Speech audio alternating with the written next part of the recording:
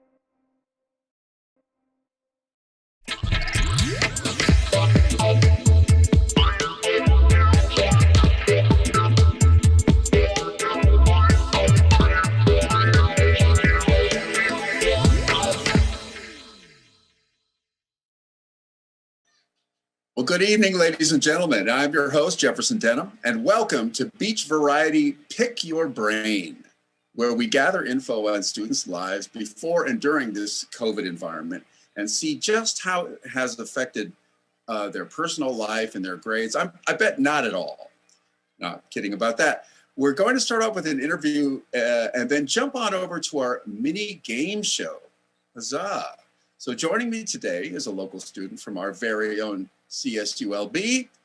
Thank you for joining me. So why don't you go ahead and introduce yourself by telling us your name and your major.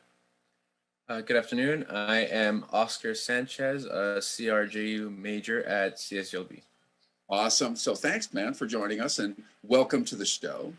I'd like to start off by learning more about you as a student before quarantine, if you can remember all the way back then, Oscar. So tell us a little about yourself and what a typical day was like for you on campus during previous semesters. Previous semesters, it was a various amount of things that I could do because I wasn't constrained by 4 walls and a right? computer screen. I was allowed to do many things, but I mainly spent my day at the pool tables at the Student View Center. Are you a shark? Is that how you're paying for college? That's personal. No, I'm just kidding. No, I mainly just enjoyed the sport. I had a lot of friends that I had to go to. I competed in tournaments. It was a great experience. I loved playing around with it. My favorite thing to play was 9-ball.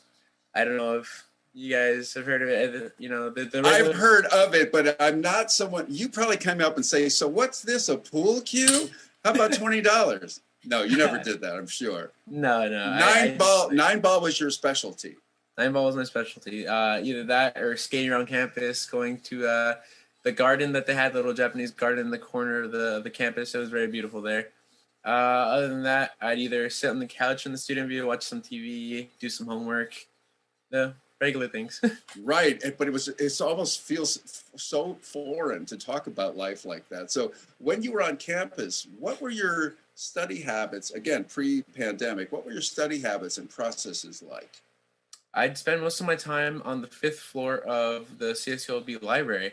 It's a very nice environment there. It is a little louder than most people would expect, but I do enjoy, like, I'm not used to the quiet. I can concentrate when there's multiple like ambiance noises and everything around me. I even had a specific area that I loved going to on the fifth floor that gave me my own little booth. I just had to make sure that I got there on time so I can have it to myself.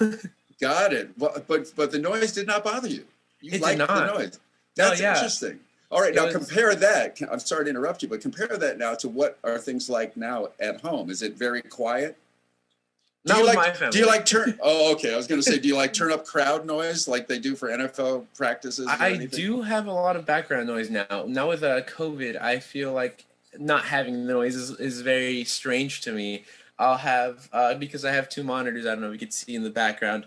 On this one, I will have what I'm studying. On the other one, I'll have just a random TV show playing so that I could have background noise. Preferably Family Guy. I love Family Guy with a passion. I have to have background noise in order to study. It makes it so much better. Wow. Okay. So you've been able to still incorporate background noise, obviously. Now, compared to your time spent studying and doing homework on campus, how long did you spend, let's say on an average day, doing like leisurely activities on campus? You know, like when you would divide up your day, how much time were you able to spend on like skating and playing pool? My most memorable activities, like from the great schedule that I had, would be I would go to school 8 a.m. and I would go all the way up until around 2 p.m. or so. And then from 2 p.m. until 6 p.m. I'd spend at school. I'd be playing pool. I will go to the gym. I'll get anything done possible just because I did not want to go home. I would especially go skating because it's such a beautiful area there. Like the scenery is just incredible to look around to.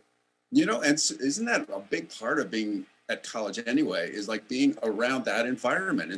Sounds like you were taking full advantage of that. So now how has your division of time, allotment of free time and studying, how has that changed, obviously, since you're all online? My free time is consistent of this computer. I wake up, I get online, I do my classes. From now, it depends. Mondays and Wednesdays, I do 12 to around 3:30 or so.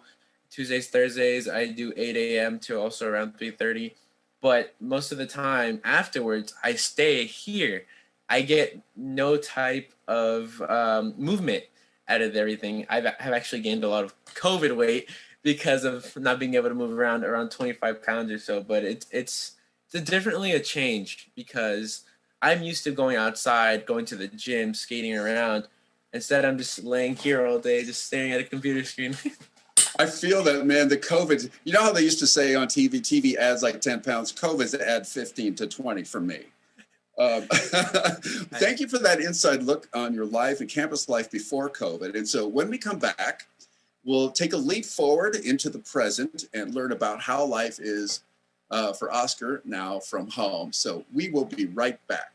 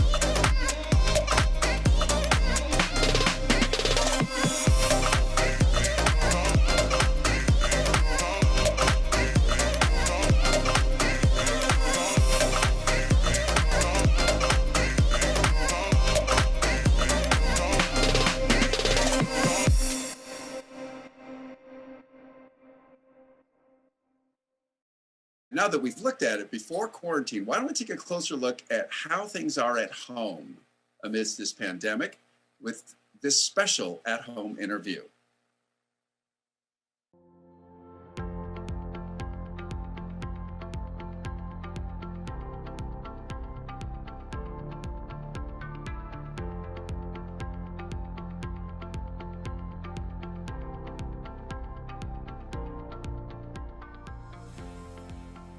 What are some of your daily routines in getting prepared for class in this COVID-19 environment?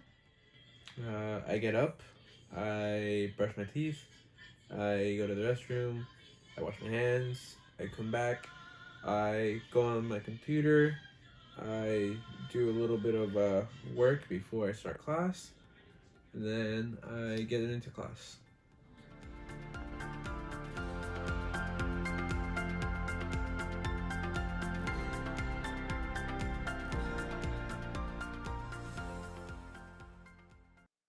All right, Oscar, first of all, I love the man cave vibe that you got going there. You said it was kind of dungeon-like. I love that vibe. But, you look so sad. And I think it's because, like you're saying, you had more of a balanced thing going on. So let me get into my questions for you, my friend. Now that we're just over a year into this new school environment, I know it feels like 10, but it's only been 1 year. How have your opinions on Zoom classes changed from the start of quarantine to now? It's very interesting that you commented on the sadness because I actually have had increased moments where I have felt, I don't want to say depressed, but I have felt more sad. In that video, actually, I was going through a specific change. I've had to give up my dogs for a very reason with the landlords, but it's been a big change. I'm forced to stay inside. We don't get much to do here. I don't have my pets anymore to keep me to do anything. So all I do is I go to work.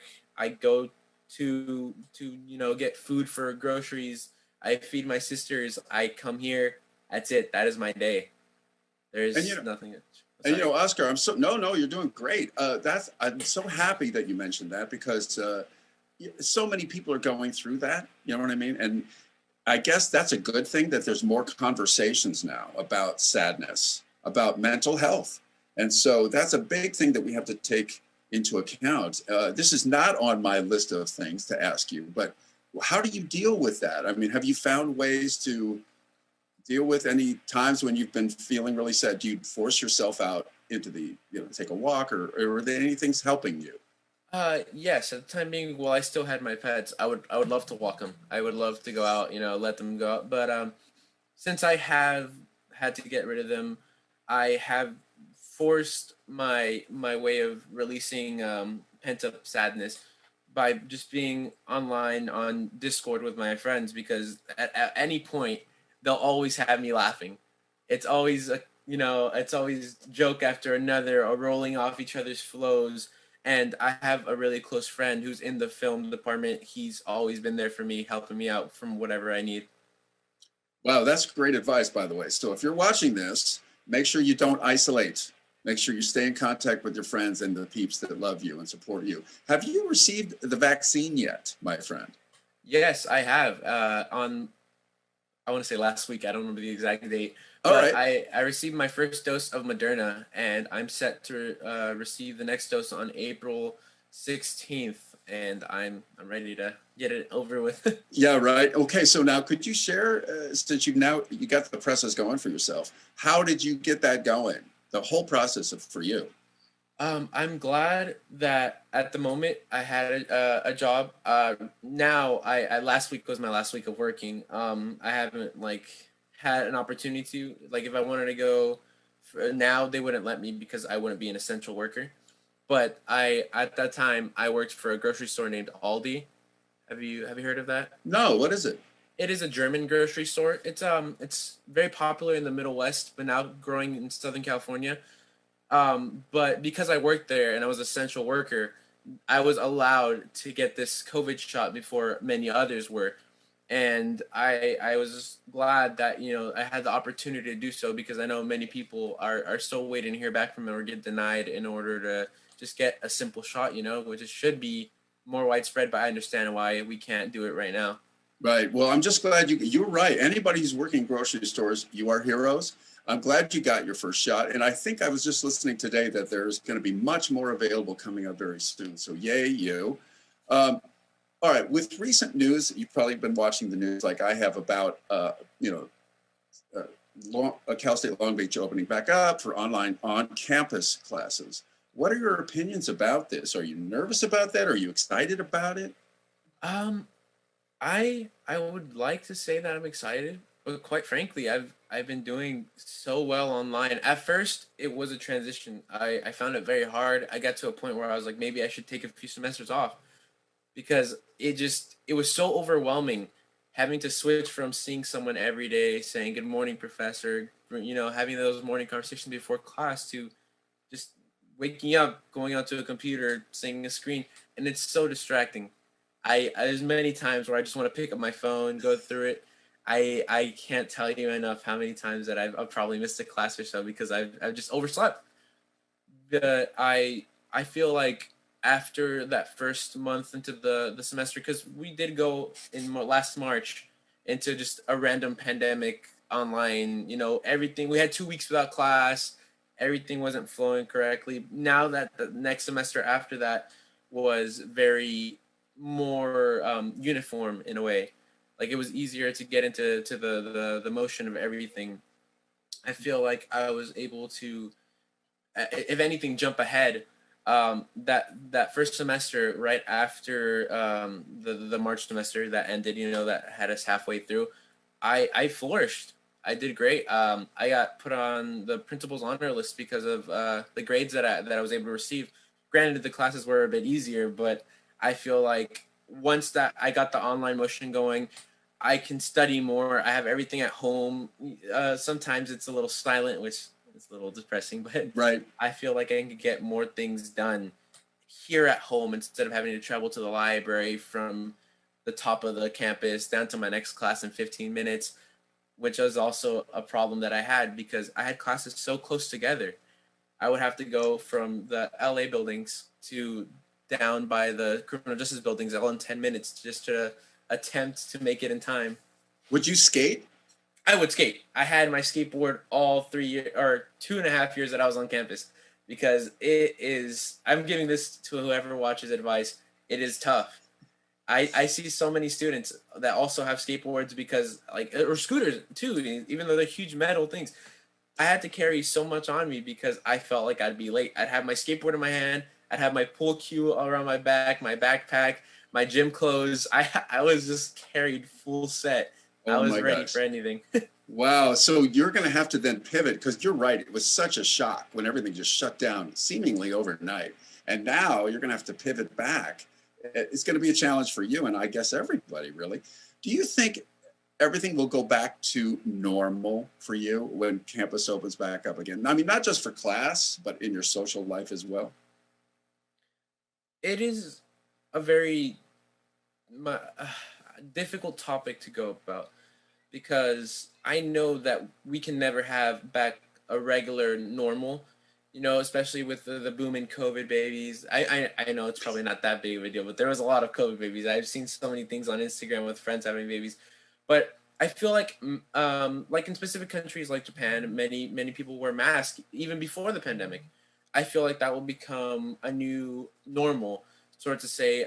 People will start wearing masks more.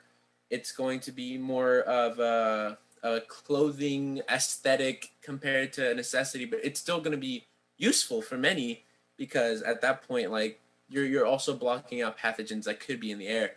As for, I want to say, I hope that food areas allow us to go back to regular capacity. I have this place that I like to check out where I get my memorabilia from. It's called Frankensons. Have you ever heard of it? I have heard of it, but tell me more about it. At Frankensons, it is this huge, just almost warehouse-like area where, because there's only 20% capacity. Well, there was 20% capacity at 400, and now it's about 50%, so about 1,000. There's still lines. Me and my friend, we went there 30 minutes before open. We were waiting a whole 2 miles down before it. Once it opened, we barely even got by the front of the doors. Wait. 2 miles? Yes, they have to wrap around the building, and then they have to go all the way back down to the parking lot towards like a Home Depot in a different center. Okay, so if you're watching this, don't go. Not yet. Not yet. I honestly do think it's worth the wait, but I hope that many places can go back to 100% capacity because that is just, I feel, a necessity for some people to get that in a hurry. Like for us, we have to decide, me and my friends, whenever we go, we have to decide specific dates because we either have work or projects or anything that gets in the way that can factor out of that. And it's such a difficult task when you have to, you already know you're going there prepared to spend 3 hours waiting in line and another 3 hours walking around every aisle to get what you want. And like that for me is my biggest problem with it, especially with food, because there is times where I'd want Korean barbecue and we can't go inside because usually the smokers were inside. They even tried doing it outside for a while. At that point, me and my friend, we bought our own. We're like, we'll do it ourselves. We'll just get the meat from the vendors. We'll do it ourselves. That honestly is going to save us so much money. So I feel like that's already a new normal that we're going to have to get used to, you know, having all the friends at the house, having that, but we can't yet because of this pandemic. I feel like I would like to spend more time with my more friends at once. I mean, I'm not that popular, but I would like to see at least 5 or 6 people. You know, I would like some things to go back to normal, but I would also like to continue a new normal where everybody can stay safe and have a chance to not, you know, bring each other down. I do feel like it can be a change that'll benefit in both ways if only we can find a balance in between both of them. But for the most part, I feel that those would be the biggest issues, because even now there's movie theaters that are going out of business because they can't have people in there anymore. And we have so many things here. I stream Netflix, I stream Hulu, and I have it here where I want to go to a movie theater, you know? And companies like AMC, which I actually invest in, are losing a lot of money because of that issue. And I feel like there's so many things going down that by the time everything's open again, a lot of things are going to be out of business. Small businesses, big businesses, it's going to be difficult. Dude, I love your answer. That is very insightful, because obviously things cannot go back exactly to what was. And there's going to be some changes, like you said, being able to cook more at home where it's more economically advisable. There's going to be some changes that maybe you're going to keep, you know, that you've learned during the pandemic. So thank you for that. When we come back, we're going to wrap up the interview portion. And then Oscar, get nervous, because we're going to start testing just how much Oscar has learned during this quarantine. Okay. So we'll be right back. All right.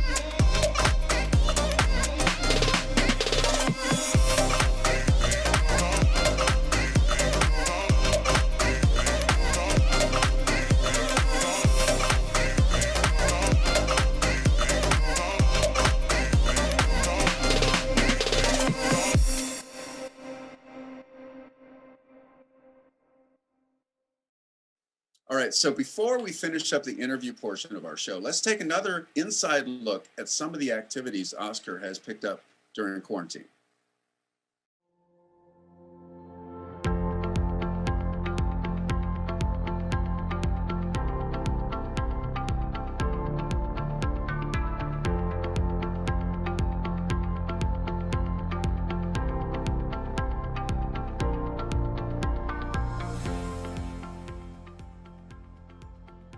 What are some of your hobbies or activities that you do with your free time in quarantine?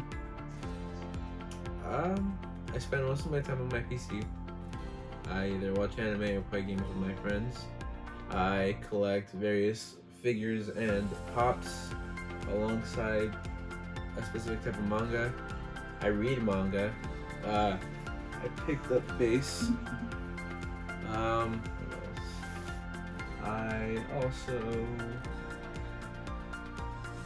spend a lot of quality time with my pets.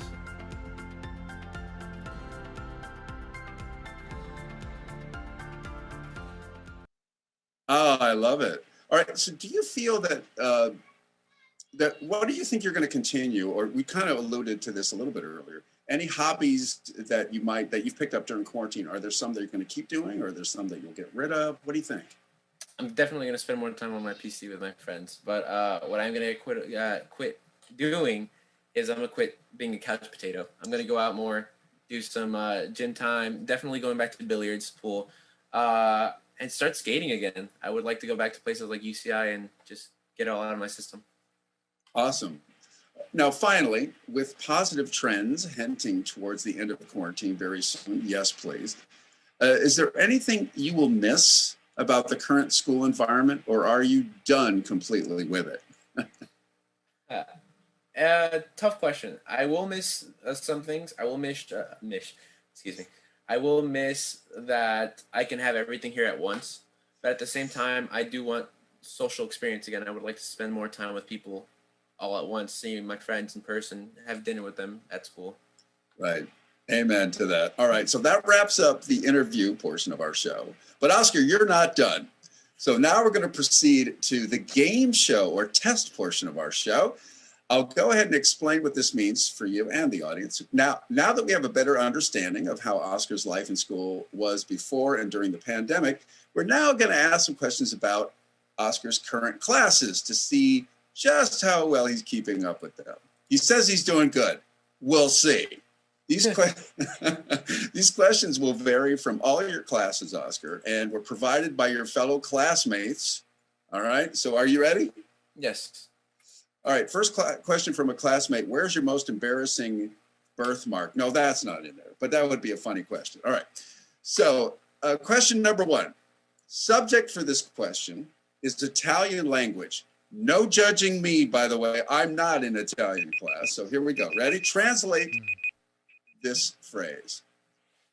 Cerco un posto che un zona dove si mangi bene. Cerco un posto qui in zona dove mangi bene. I'm looking for a place with good food around here. Well done. Bing, bing, bing. He's got the first one down, ladies and gentlemen. Let's keep going. Question number two. This is from Theory of Fiction and Film. Ready? This is a three-parter. What is the definition for these three? Ethos, logos, pathos. Logos is logic. I believe so. By the way, you can answer in Italian if it makes you feel better. Pathos was emotion, and I don't remember ethos that well. I believe I don't remember. Ethics. Ethics. And that's it. Perfect. You got it. Nicely done. All right, question number three. Also in Italian. Now this is Italian history.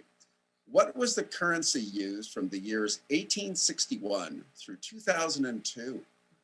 It was lire before we switched to euros. All right. Now I'm going to have to make this a little harder. Italian lira. Very well. Very well. I know. I'm waiting for the beep sound. There it is. So that either means move on to the next question or my souffle is ready. But I think we move on. Question four. Now this is from the subject of sociology. What is sociology the study of? It is, I believe, the study of human variation. So I don't remember if that was the You correct... could be... okay. The study... Tell me if this rings a bell. Beep, beep, beep. The study of social life, social change, and the causes and consequences for human behaviors. I got some part of it. Partial credit. All right, here we go. For the last one, if we had a drum roll sound effect, I'd put it in there. For our final question, this is from anthropology. From where did humans first evolve? Africa. Boom! I don't even have to wait for the beep, although I might. Africa is correct, by the way. All right, so 4 out of 5 or 4.5, I'll give you partial for the other one, out of 5 questions, you win the grand prize, which is stay in school and get your degree. Yes, I definitely should study my classes more. Nice. Oscar, great work. It looks like all your efforts in your classes are definitely paying off. So thanks. That's all the time we have for today. I'd like to thank our very special guest, Oscar Sanchez, for taking time out of his day to join us and participate in our show. Thank you, Oscar. Thank you. All right. So be sure to join us on our next episode where we learn more about the impact COVID has on students. So thanks for watching Beach Variety Pick Your Brain. I'm Jefferson Denham.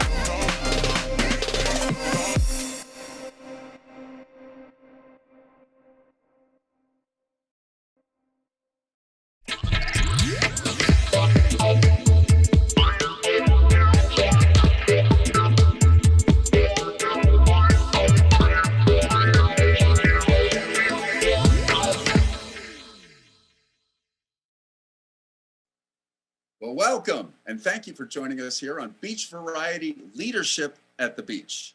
Today, we're joined by Madison Morgan and Anthony Torres, President and Ambassador of the Producers Club here at Cal State Long Beach. So Madison, or Maddie, right? I can call you Maddie? I'm not sure if I can. I think she might have disconnected. Oh, is it something I said? Well, hopefully she'll join us back again. But Anthony, I got you here. Now you're the ambassador, right, of the Producers Club here at Cal State Long Beach. All right, so I'll interrogate Maddie when she comes back. But as far as you, my friend, can you tell our audience what is the Producers Club? What is the Producers Club? Oh, actually, she just said her internet died. So the Producers Club is a collaborative between students in all the departments. So we want to help teach students stuff that they would normally learn on a film set, get them hands-on experience. It's definitely a collaboration for the whole FEA department, and we hope to have it transcend past department to like other departments like music, art, English, anything like that.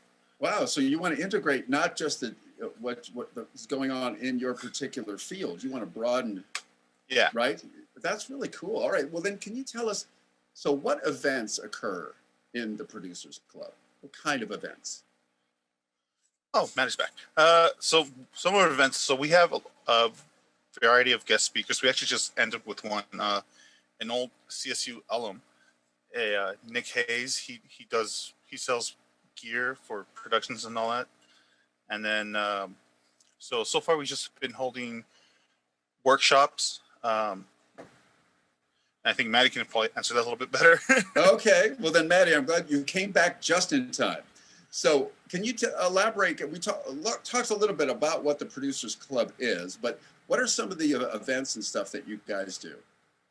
Yeah, so we try to have workshops that relate to production in some way. So we've had a budgeting workshop so far.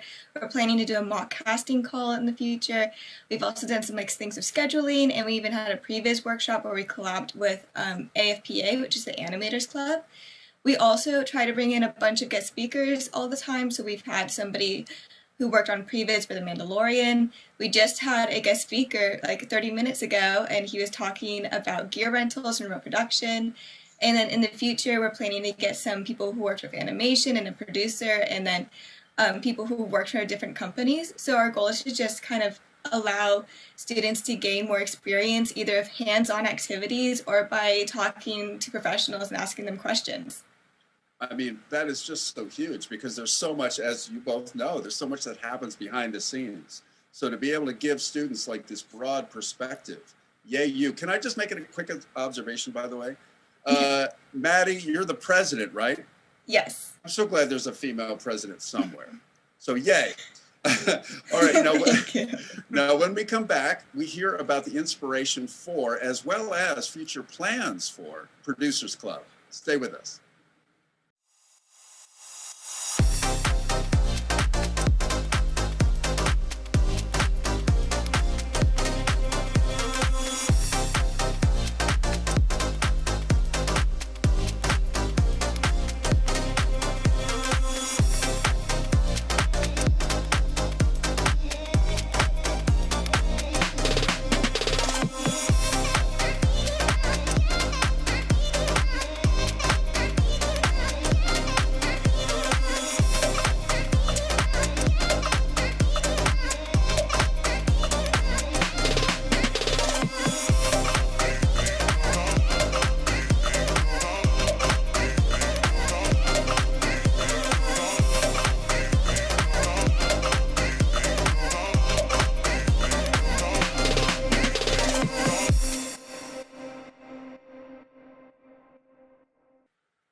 All right, welcome back. So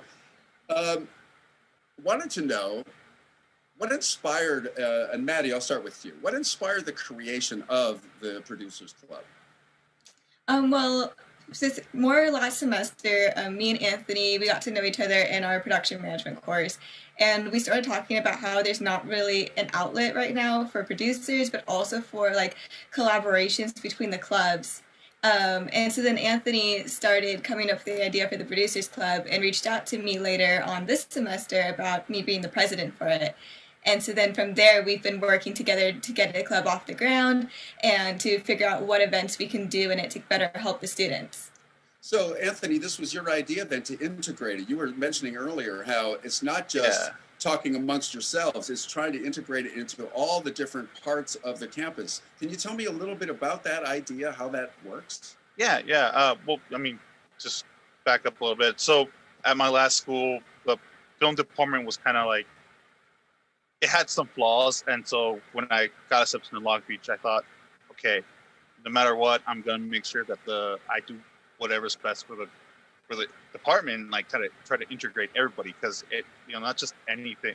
There's so many aspects that go into film that just say like, oh, you're in the film department, that's all there is. Like, no, there's like art, there's music, there's English, there's makeup, there's theater, and so I really wanted to like try and combine all of that, and so that's kind of what I'm bringing to the Producers Club. I want to basically start in the film department and then later like branch out to the art department, to the theater department, and bring them in, like, because we need actors, we need people who like design the backgrounds and stuff like that.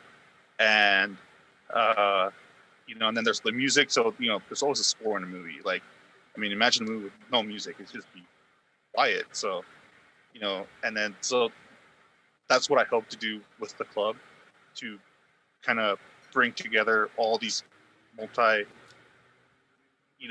so many aspects of it, and then just have it all work as a unit.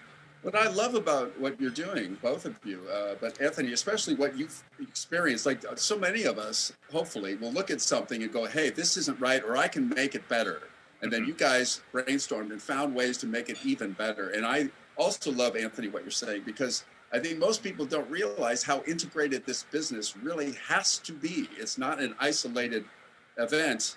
Even though you got to be an expert in what you do, you have to be able to communicate and integrate all of these different aspects of not only production, but life. It all feeds your art. So I love that. So Madison, back to you. What guests would you like to have in the future? We're hoping to get more producers to come in, maybe some producers for some big name movies. Like we were able to get someone who worked for Previs for The Mandalorian, so that was really cool. But bringing in some people who've worked on some really big projects. We're hoping in the future to also kind of bring in people from other points of the industry, so like casting directors, UPMs, ADs, just like everybody who's involved, and some like talent, because we do also want to get like actors' perspectives and how we can make the experience better for them as well. So we're just trying to bring in people from all over the industry. I think that's so powerful. And do you feel like these experts that again, this is back to your philosophy of a broad spectrum, right? This all feeds into the entity of producing a film or a TV show. So I think that sounds perfect. One quick question I have for both of you is, I think coming to the idea of producers, most people don't know what a producer does. Would you say that's fair? Yeah, I would say that's fair. So most people think, oh, producer, that's just somebody's going to throw money at a project. But that's not exactly true. So Maddie, let me start with you. What would you say to that? Oh yeah, producers, they kind of do a little bit of everything. They're the people who kind of get the project off the ground, so they'll be working with the screenwriters and making sure that they have the rights. They're the people who bring together the crew, so they're the ones who find the director and every casting directors, and they're the ones who make sure that everyone gets paid and that everything's on schedule, and that they're the ones who make sure that everyone's like having a reasonably good time, that everyone's happy. Like it's a 12-hour day, so you're not going to be happy all the time, but that everybody is taken care of. They're the people who basically like run the show. You would not be able to have anything if you don't have a producer. They're the people who do all the behind the scenes work. A producer's had their hands on it somewhere. And like you said, making sure people get paid. That's a big deal. Yes. Anthony, would you say it's like having like a parent? You're the grown up in the room. Yeah, it's actually kind of like that. And some of my friends said that I'm kind of like a dad figure. So being a producer, I feel like, you try to get everyone to work together. You're like, hey, like I need this, and then sometimes you'll put on different hats. So you'll like, you'll be the producer, but then you'll kind of like take over as director, or you'll like be a PA for something. It's as a producer, you kind of go through the whole system. You're like a little bit of everything. And that's why I think it's so. I'm sorry to interrupt. Keep going. Yeah, no. I mean, and I think that's why it's important to like kind of learn everything, because you never know what you're going to end up doing. Well, yeah, that's what I was going to say. That this is why this is so important, what you guys are bringing to the table now, because you got to wear, as Anthony just said, so many different hats. Mm-hmm. So this is really exciting what you're doing. So when we come back, we're going to discuss difficulties running Producers Club. I heard it was easy, but no, I think there might be some difficulties, especially in a remote environment. So stay with us.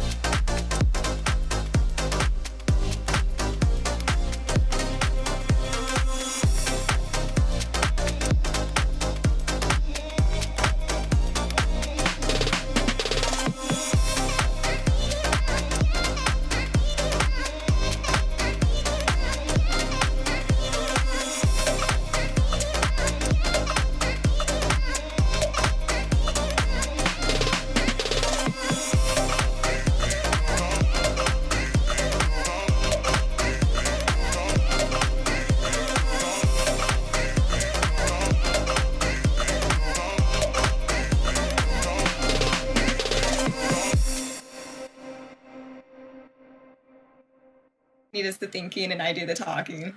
All right. Well, now you're both talking. All right. So let's get some other questions. And Anthony, since you're a little nervous, I'm going to loosen you up with this. All right. Are there any difficulties running a club to this extent remotely? I mean, time-wise, it's like kind of hard to find the right time to get everyone together. We want to like respect everybody's schedules and all that, but not too much, because it's actually a little easier to like meet at one place. Like I could be on my phone and listening in on the conversation, but also like working somewhere. But yeah, I know. it's like it evens out, kind of, you know. Yeah. And so to your point, Maddie, Anthony just said it evens out, but I'm assuming the part that's missing is the social interaction of just being face to face. Is that true? Completely. I think one of the hardest things is just marketing in a way, because we aren't face to face. We can't just like talk about it or mention it. We have to rely on social media, on Discord, on like our digital flyers being shared. But one way we kind of try to help with that face to face is after our club meetings, we do an after party where we just keep the Zoom open for as long as people want, and we just like chat and chill, and it can be about film or it can be about something like completely different, and we'll normally do like a little like activity or whatever during it. So that's how we've been trying to compensate for the fact that we can't really have that social interaction in person. Right. All right. Well, so hopefully things are changing. Hopefully everyone's going to get vaccinated. And then here we go in the summer and the fall. Are there any, Maddie, let me start with you. Are there any events or plans for when school continues, quote unquote, normally? Yeah, so one of our big things that we want to do once we're allowed to do in-person productions is actually work as a team and produce student films. So we're going to be working with screenwriters in the club, but also the screenwriting club, and just going through different scripts, picking out shorts, and then eventually we want to work our way up to producing a feature film. And it probably would take place in the summer, like a big giant workshop, where we'd produce a feature film and actually go through the entire process of fundraising it, doing the pre-production and then the production, post-production, and send it off to festivals, hopefully. I think that'd be exciting. Anthony, is there anything in particular you're looking forward to regarding the club when things get back to normal? I mean, just getting to know people. Like, you know, I'm a little shy sometimes, but once I get to know people, it's like I kind of become, you know, really fun to hang out with. And I like hanging out with people, I like meeting new people, no matter how nerve-wracking it is. And so, you know, I've made some friends through Discord and through the classes, but, you know, I would love to meet them in person and hang out with them and just collaborate on something. Yeah. Well, I would love to meet you guys in person. So when you get your big film project together, I want to come interview you in person as we talk through it. All right. We'd love that. I would love it too. So, all right. So that's all the time we have for today. I want to thank our very special guests, Madison Morgan and Anthony Torres, for joining us. Anthony and Maddie, thank you for being here. Thank you. Thank you for having us. So thanks for watching Beach Variety Leadership at the Beach. I'm Jefferson Denham.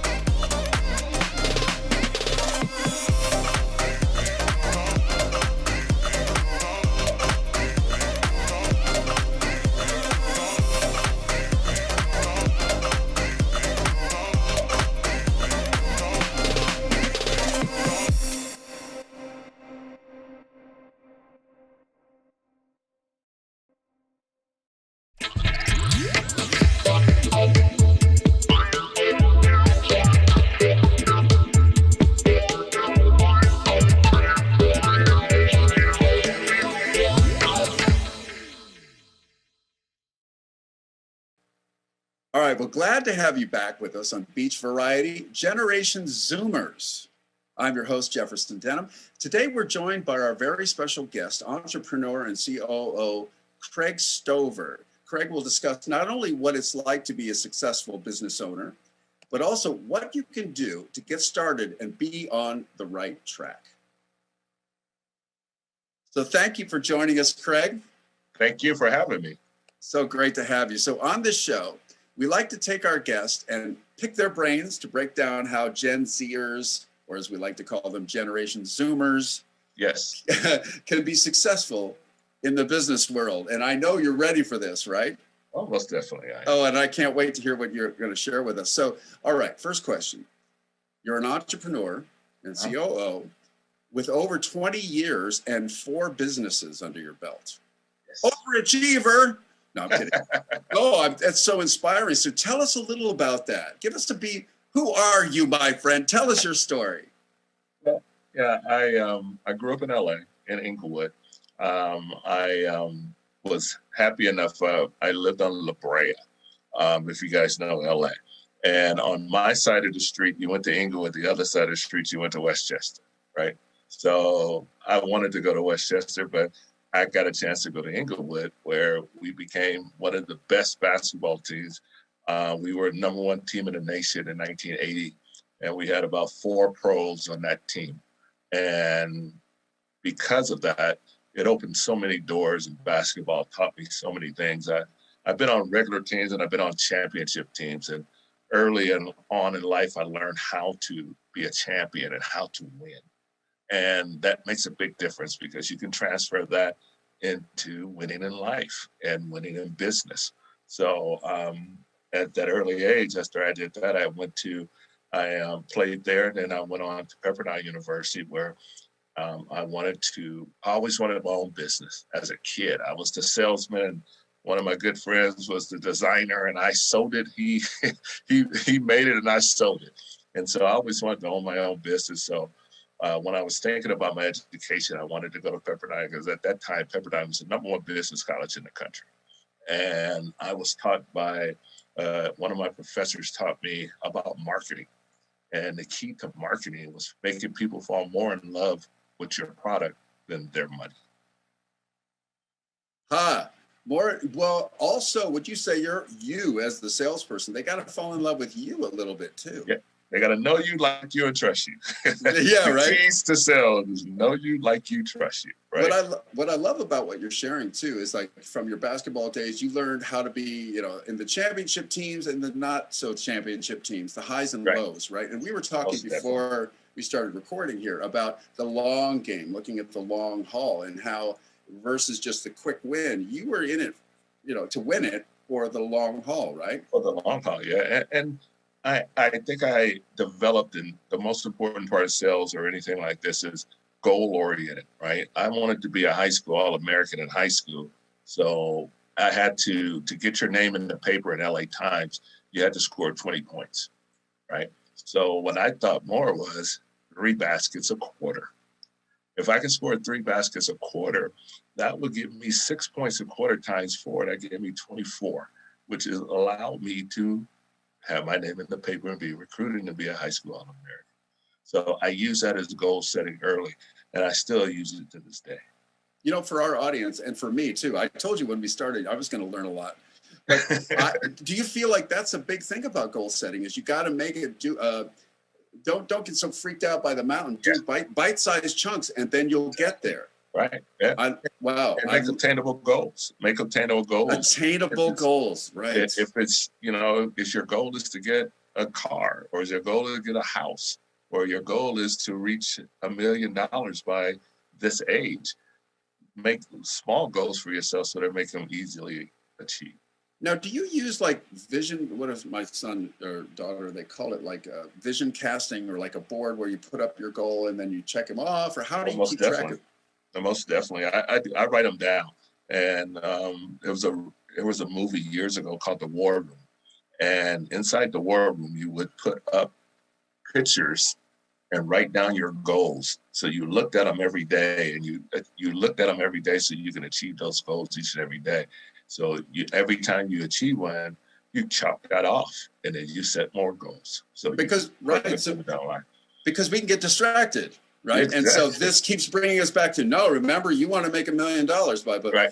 So I love that, man. All right. So you have 2 current businesses, I think. Yes. Is that correct? Mm-hmm. So yes. Scholarships Are Us and Back to Defense. Yes. Now, Back to Defense for our audience is spelled BACTD. TI defense, like bacteria defense, right? So Exactly. tell us. So let's talk about Scholarships R Us first. We're going to talk about both of them, but Scholarships R Us. Tell us about that. Scholarships R Us is my baby. I mean, we built Scholarships R Us from very small. For years I did basketball. I was a basketball coach. I had my own travel program for our boys who were in our travel program. I didn't just have 3 kids, I had 3 biological kids, but I had hundreds of kids that went through our program each year. And we built that program as a college prep AAU program, right? So what we did there, we did SAT prep, ACT prep, and we built all these different things in there. We got kids that come in and they bought into our system. And so we won championships and but we got a lot of kids in the college. And for years, we did it the old-fashioned way of picking up the phone, calling coaches, and going out to all the tournaments. And this friend of mine, that was a childhood friend of mine, created a piece of software that all you needed was a SAT. The algorithms on it was a SAT and a GPA. You can put a SAT and GPA in this system for sports. And it does a nationwide search of Division I, Division II, Division III, NAIA schools, and national JCs within seconds. Wow. Now, so this keep going. No, this is fascinating. Yeah. And so we built a company around it called Scholarships R Us. And what we did now is we do every sport: football, baseball, basketball. I've gotten golf scholarships. I've gotten equestrian scholarships from Scholarships R Us just by using the software. And we have people come in and we teach them this thing called scholarship literacy. Wow. Yeah, I think you're right that my wife works at a community college and deals with financial aid. And there's just so much we don't know. So much students don't know. And what you are doing for them. How to fill out your FAFSA, how to do all the different things that she's talking about and doing all these things. And we encompassed it in a company called Scholarships R Us. And we've gone on over 6 years and we built a solid program. We still do it to this day. My biggest claim to fame is I have 5 kids that graduated. I have 2 still currently at Harvard, and I've had 3 that's already graduated from Harvard. Just because I have a relationship with Tommy Amaker and I do a lot for that basketball program. But not only Harvard, I got Williams, Penn, you name it. We've got to get in the school there, and that's what Scholarships R Us does, and we still do it to this day. And it's been very rewarding. That's my baby, because I want to be known as the guy who got more kids into college. That's what I want on my tombstone. Right. Well, you know what, Craig, is so amazing. Your heart is coming through in this conversation. And so I just want to say 2 quick things. One is the fact that you're leveraging your talents, right? Isn't this what being a great human being, a crazy, amazing human would be? Is to leverage all your talents, everything you've learned, so that you can help others, lift others up. Most definitely. And my second observation, you said you have got 3 biological kids and lots more that you've helped. Do you become a father figure to these kids? Oh, most definitely. And we got to thank the parents for allowing us to break those walls down. I always say every kid has a wall up, right? And when they know that you care about them, that wall comes down. And when that wall comes down, you can probably get them to do pretty much anything. You know, I've had a parent say, I couldn't get my son to cut his hair, but if you tell him, Coach Stover, to cut his hair, he'll cut his hair, right? Just because it's like stealth. They know you, like you, and they trust you. And when they do that, you're able to help these kids along the way. I had one of my big success was a kid named Kenyatta Smith that went to Flint Ridge Prep. And this kid, it was just him and his mom. And so his mom brought him to the gym every day. He never missed a workout. He never missed anything. And eventually he went on and won a championship at Flint Ridge Prep, but he got a scholarship to Harvard. And he didn't want to go pro. He wanted to be a business person. And right now, I can say Kenyatta Smith is a VP, a top VP at Netflix right now to this day. Wow. And I'm sure you've got lots of stories like that. Thank you for that. Yes. So on behalf of parents and everybody that's benefited from your awesome work, thank you for that. So let's awkwardly segue then into your second company that you're running, Back-T defense. Am I saying it right? Yes, you're selling defense? it exactly right. And Okay. Back-T defense is based on bacteria. And about almost a year and a half ago, I wanted to give scholarships or us away in schools. So I had to get a sponsor, right? So why not be a sponsor? So when they came to me, I told them part of the way that I can come in and grow your business is you had to get a percentage of everything I do to scholarships or us so I can give it away to kids so I can get more kids into college. And so when they came to me, it was this great product that they had that was just a good product. And I had to take the time to build a corporation around it so people can understand what it does, because it requires some education. What Back-T Defense does is it's a antimicrobial cleaner that goes on surfaces that it coats a surface, and once it dries and adheres to a surface, no bacteria, no fungus, no human coronavirus can get on that surface for 90 days. Hey, you know what? When did this start? When did you start working with them? What year was that? Just last year. I started in 2020, and it really started. This company had been around for 14, 15 years, but it hadn't went dormant because they did it. They built it for MRSA back in the day when we were having a lot of staph infections and bacterial infections. And it kind of went dormant when that wasn't a problem. So when Corona hit, the scientists who actually built this whole thing said, hey, my thing kills Corona and viruses also. And you said, so, I think I might have an idea for you guys. I think I got a great idea for you. And because I'm an entrepreneur, I was able to take the time to build step by step and build a corporation around it. It's an LLC, but because Scholarships for Us is a corporation, and I knew how to build a corporation, I used the same fundamentals in building that Back-T defense in the same way. And a year ago, nobody ever heard of Back-T defense. Now I'm making it a household name, and wow, we're helping out in a lot of different areas. And one of our big claim to fame right now is we're about to do a whole thing in South Africa. And we're about to help them out because they still have a lot of AIDS and different things out there. And one thing with Back-T defense in the formula, the antimicrobial formula, it will kill AIDS, SARS, it kills a lot of these different things because all those things are bacteria based. And so that's what it does. It attacks, it's a molecule that attacks the form of bacteria and kills it on time. Wow. So you are not selling just vacuum cleaners or anything. No. You're making the world a better place. Can I just say, one of the things I'm so impressed with you about is that you are the king of possibility. Yeah, almost. I think as an entrepreneur, your spirit is one of, how can I make, everything's possible. I just got to make it happen. Wow. All right. Just set a goal, right? Mm-hmm. So we'll be back with more. And Craig is going to tell us whether success is luck or hard work. Most I think I know. We'll be right back.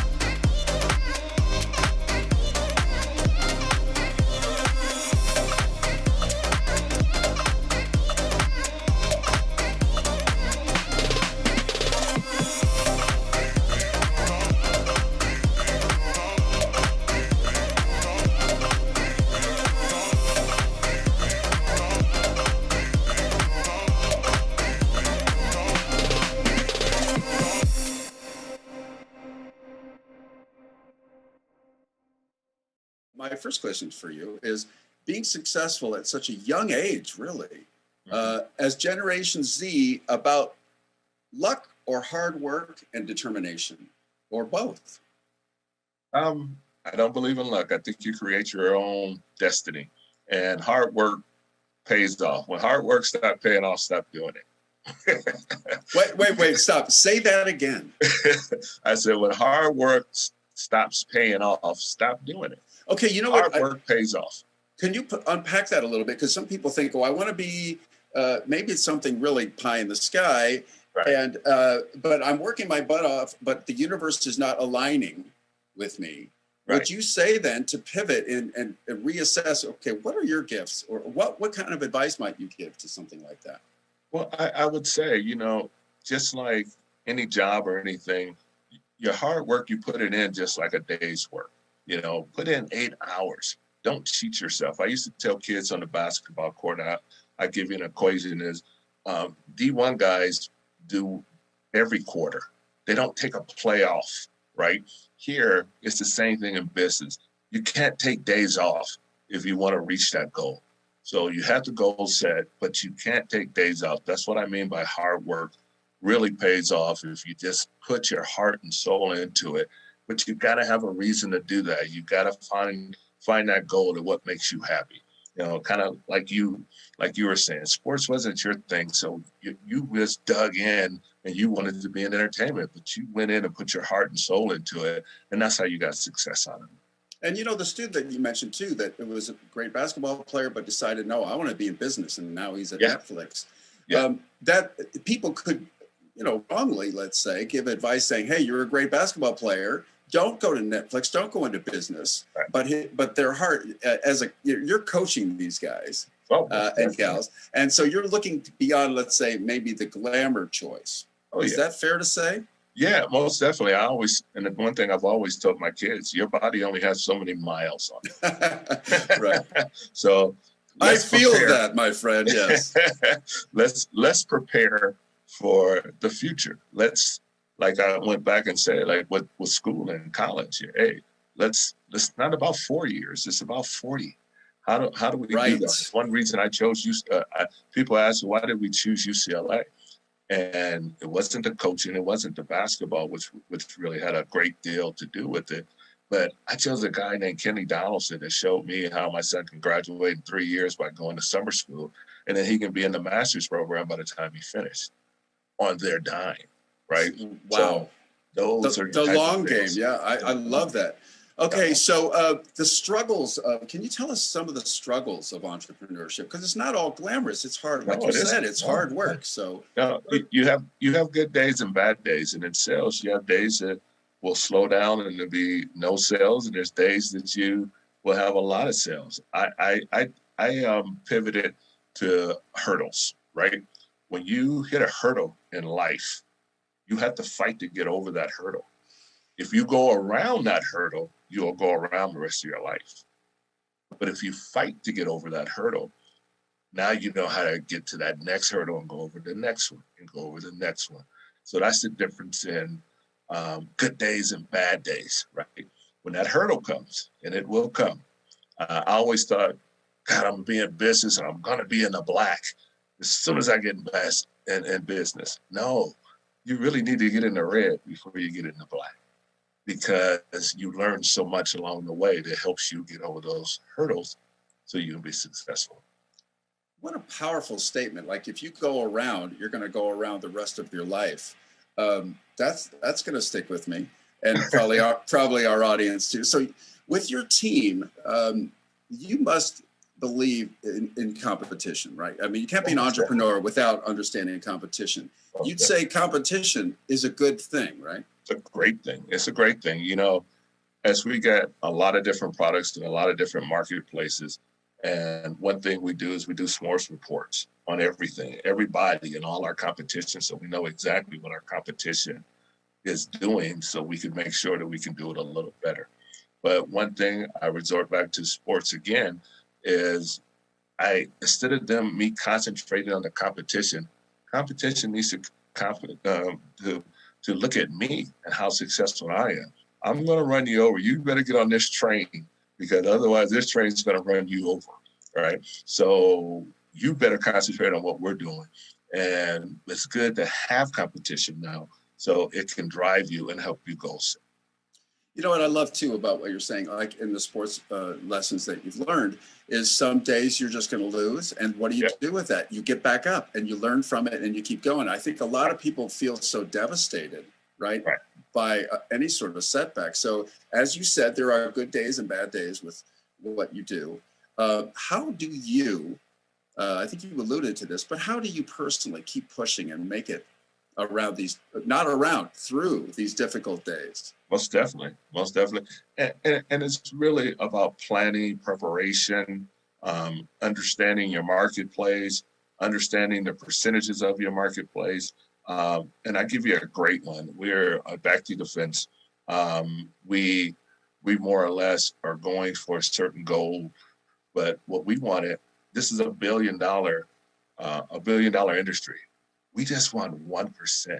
If we can be disruptors and get 1% of that marketplace, we'll put us right where we want to be overall.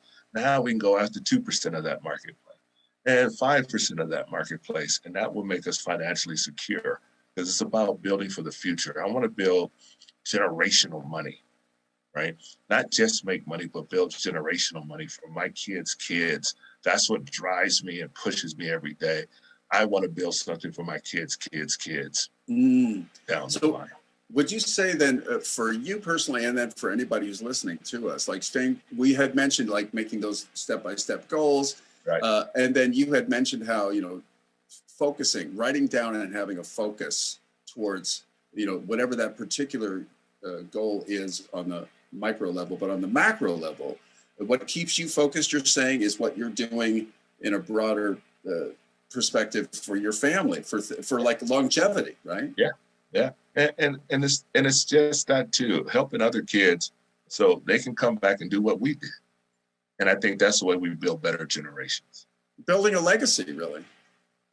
That's cool. All right. So throughout your years, to our audience, I should say, Craig has gained a long list of contacts in the business and non-business world. So we'll tell you about that and its benefits when we come back.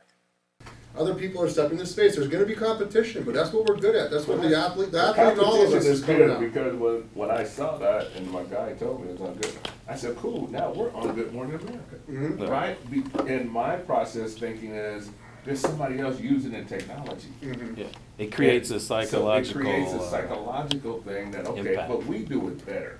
But I think all the challenges that we see opportunity, and they're challenges, but they're not insurmountable challenges. Last month and a half, we have been really putting together to make sure the EPA is right, the FDA is right, making sure OSHA, making sure everything that you need when you're sending out to a customer or a potential customer has everything that they need as far as research is concerned. Understand with this, there's a lot of information here, and you don't want to get caught up in sales. You got to make it simple, stupid, right?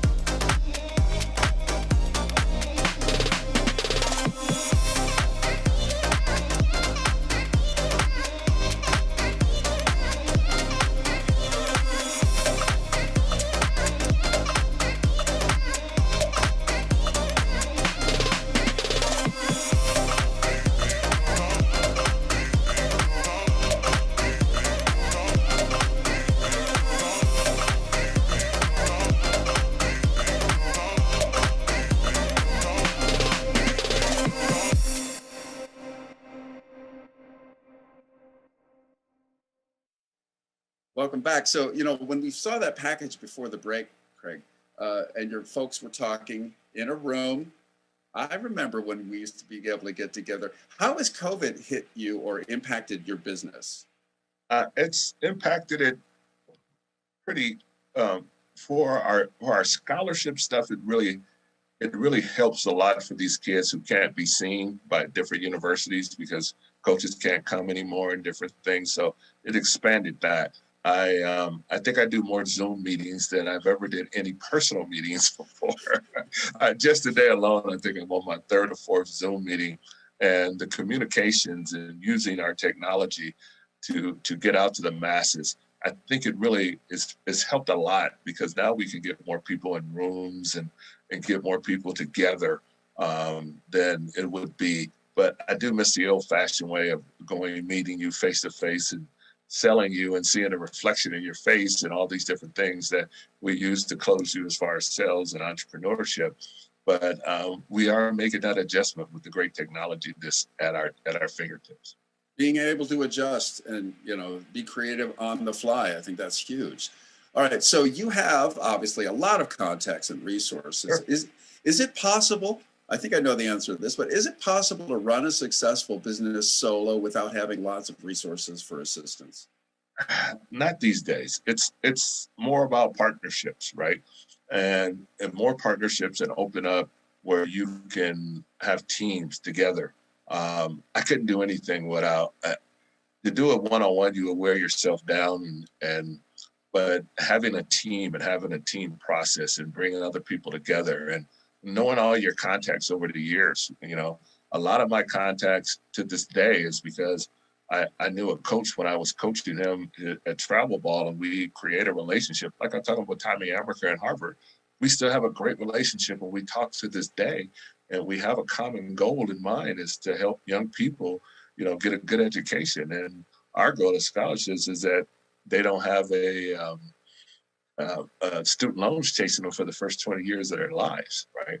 By using sports so we can achieve a lot of different goals. So I hope I answered your question. No, absolutely. Now, back in the day, being successful, I don't know if this is true or not, but I guess this is going to be a multifaceted question here, Craig. Was it harder back in the day? Because nowadays, due to the internet, it seems like anyone can find success on some level if they're creative. We can basically learn anything we want at our fingertips. We can use it to our advantage, from freelance business to online sales. People can find really all types of ways to profit from things like drop shipping or freelance editing. Would you say that success nowadays is more of a will and determination to succeed? Because there's so many opportunities out there. Yeah, I think it is, and like we say at anything, having people play in their lane, stay in their lane, and learning, everybody learns something. Like you have an editor who can edit, because people these days, and using the technology, I'm I own a technology company, so technology, I think if we use it properly, use it the right way, it could be so beneficiary to us by helping us reach the masses, right? Because now we can reach so many more people than we ever did before, using the social media platforms and the different things. I just think technology has really gone from yesterday, and we have to learn how to adapt. I have to have young people on my staff, so we know how to reach the different generations, right? So what we did years ago and what we do now is like night and day, but we have to adapt to our surroundings and make it better for everybody and use the technology the way it should be used. Adaptability. As a musician, when I would mentor young students, I would say, make sure that you're always teachable. Because I knew a guy who played on one of the, like either the Saturday Night Live band or whatever. And he always says, the reason I stay employed is I'm always curious. I'm always learning. And that's the first thing when people come to us and I ask them, what's the most important part of basketball? And shooting, no, it's being coachable. See, and the fact is, you, my friend, and you've got all this experience, but you're demonstrating to your young hires that even you, leading by example, are coachable. I'm bringing you in, young person, and I have a lot more experience in other things, but not where you're good at it. Right. So I'm willing to learn from you. I think that just speaks volumes. Would you say, is that part of, well, let me get to this question. Basically, is success a mindset? And if it is, what is that mindset? Yes, it is, most definitely. And I have to go back to when you say mindset, and that's just being goal-oriented or being dream-oriented. Allow yourself to dream and be visionary, right? How you want to be and what you want to be 10 or 15 years down the line, or just really achieving everything that you want to achieve. It's okay to dream. It's okay to do these things, but it's okay to learn. I learned so much about products and distribution and logistics and all that stuff that I never needed to learn before, but I know it now. And I'm able to spread that information so people can understand what is logistics, what are these different things, the products that you see come in your home every day? My wife buys and sells TV, radio, airtime for about 25 years. So I know it on the advertising side and what it costs for a spot or these different things, or understanding all the different parts of sales and marketing. And it's how you put your energy, right? Energy is key. You know, the big book, The Secret. The thing behind The Secret is you got to remove negative energy out of your way to accomplish goals. No, and even if dealt with negative, it's about, okay, so that's what it is, but let's figure out how to get around it. Let's figure out how to get to the solution. I remember hearing a quote, maybe you've heard it too, where courage isn't absence of fear, it's doing it, feeling the fear and doing it anyway, right? Yes. And we're talking about curiosity and being adaptable. Would you say curiosity is more important than knowledge? Do you know what I mean by that? Like, curiosity leads to knowledge, but some people think, well, I know it and don't tell me anything new because I already know this. But would you say curiosity is more important than knowledge? Well, I have a saying, information is the key to knowledge. Oh, see, that's so much. Information is the key to knowledge. The more information you have on it, the more knowledgeable you can be on it, the more things. The one thing I always tell kids all the time is sports. It's 90% confident, 10% skill. Really? 90% confidence, 10% skill. You can have a good skill set, but if you're confident that you can do it and you can, and you'll see a kid that has all that confidence in the world, he may not be the best kid, but he thinks he can do it. So 90% confident, 10% skill. Wow. And it's just such an attractive trait, isn't it, in a person? Very much. So if you were to add that to this next question, what other advice would you give to, say, a young 21-year-old who wants to be an entrepreneur? Remember yourself when you were 21, talk to that person, or talk to any 21-year-old that maybe didn't have the skill sets you had. What advice would you give? I would go back to goal-oriented and setting your goals and achieving your goals. Just like I did when I was a teenager, when I wanted to be a high school All-American. I wanted to hit 20 points a game. So I thought, and I broke it down to have a goal of 3 baskets a quarter. And so my advice to them is to have a goal or a dream in mind and figure out how you want to achieve it, and then write that down and make a plan to achieve it. And you'll be amazed what you can accomplish. Wow. Well, Craig, we just got to thank you so much for joining us today and giving us an inside look at what it's like and what it takes to be an entrepreneur in today's society. Craig, thanks so much for being here. Thank you, guys. I appreciate it. Thanks for having me. Absolutely. So thank you, dear audience, for watching Beach Variety, Generation Zoomers. I'm Jefferson Denham. And up next, we joined a session on skateboarding right here on Beach Variety.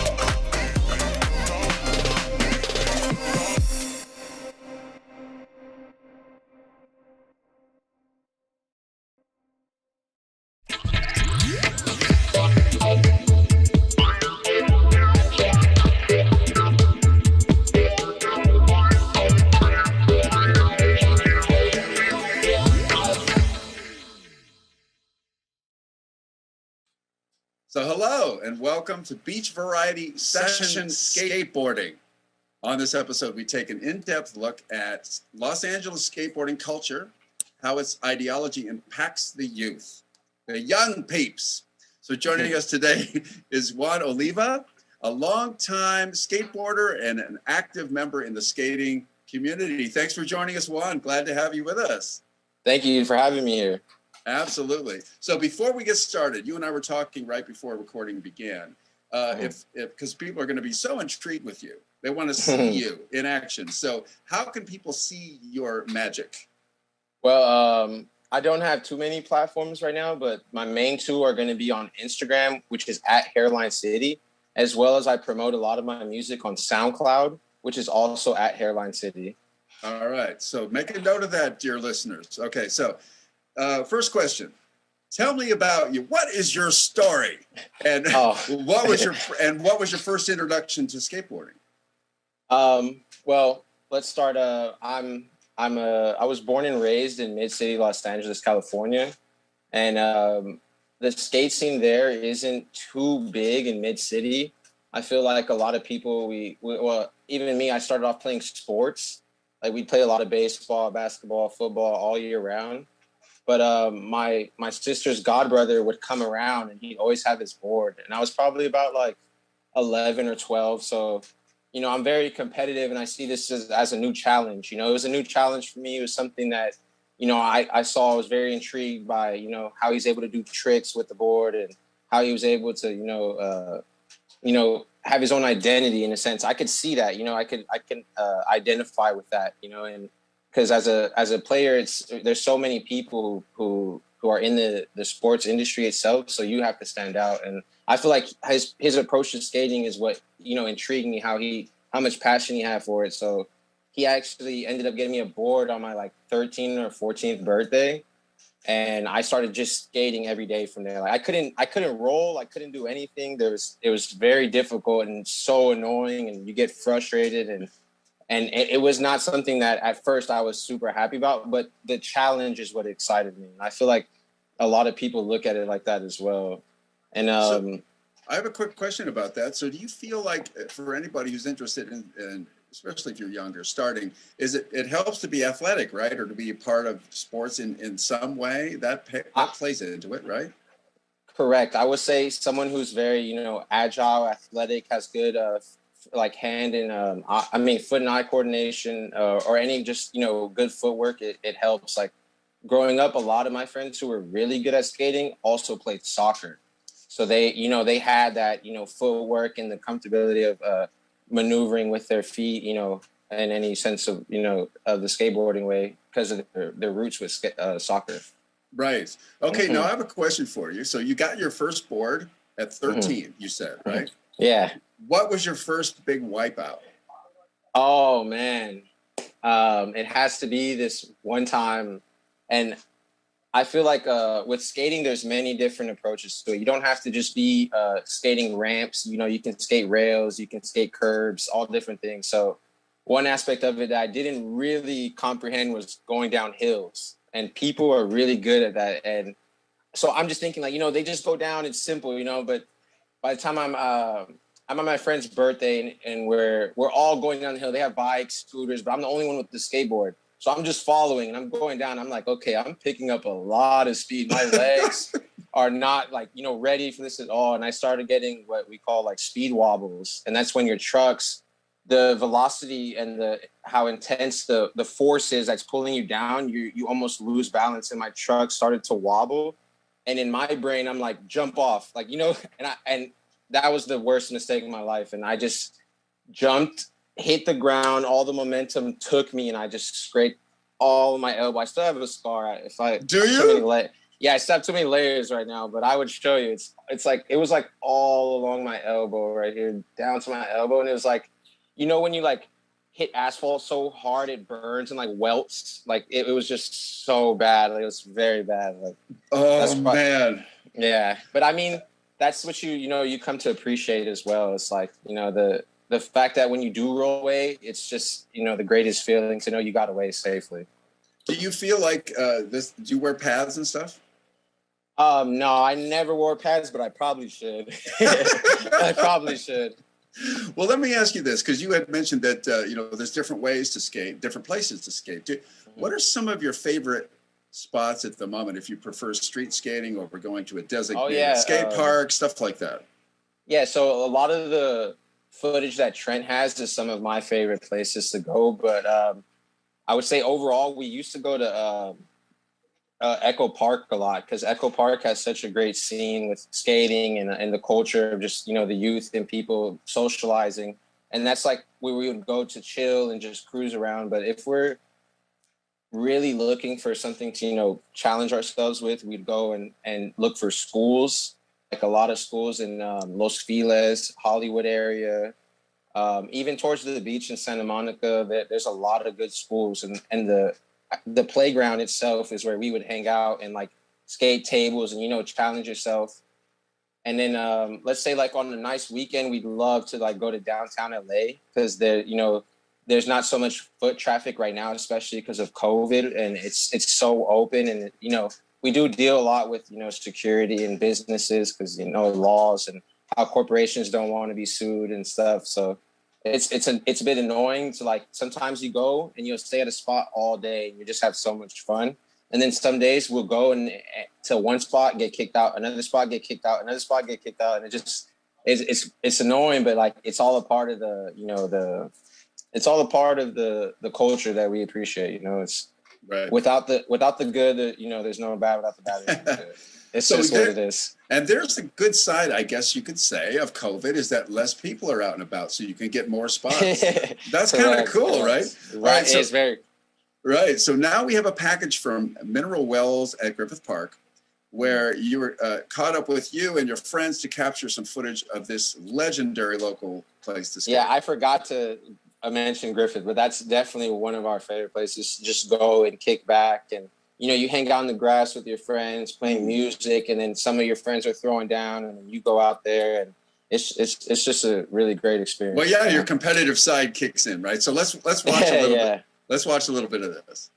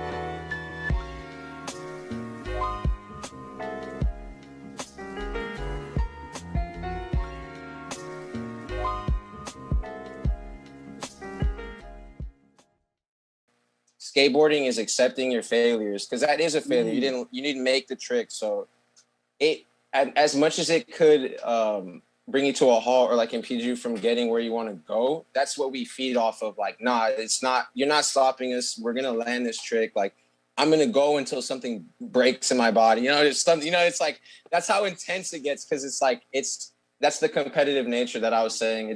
It's not like, oh, let me be better than the next person, but it's more or less like, let me be better than I was the day before, and that's what I identified with, coming from like the background where it's like, oh, what team do you play for? Like in all the politics behind sports, there's not any of that in skateboarding. Like anyone can come to the skate park and you're welcomed. We don't gatekeep, that's what people would say. Like, we don't gatekeep skateboarding. We would love for everyone to learn indulge themselves in what it and the beauty of what we, you know, create, because it's really art what we do at the end of the day. Like, oh, I would totally agree, and I'm sure, you know, the videos that have been shot about you, that shows your art in motion. So there's a couple of things you said. First of all, I love, and this is such a huge life lesson, a failure doesn't mean that's the end of the story.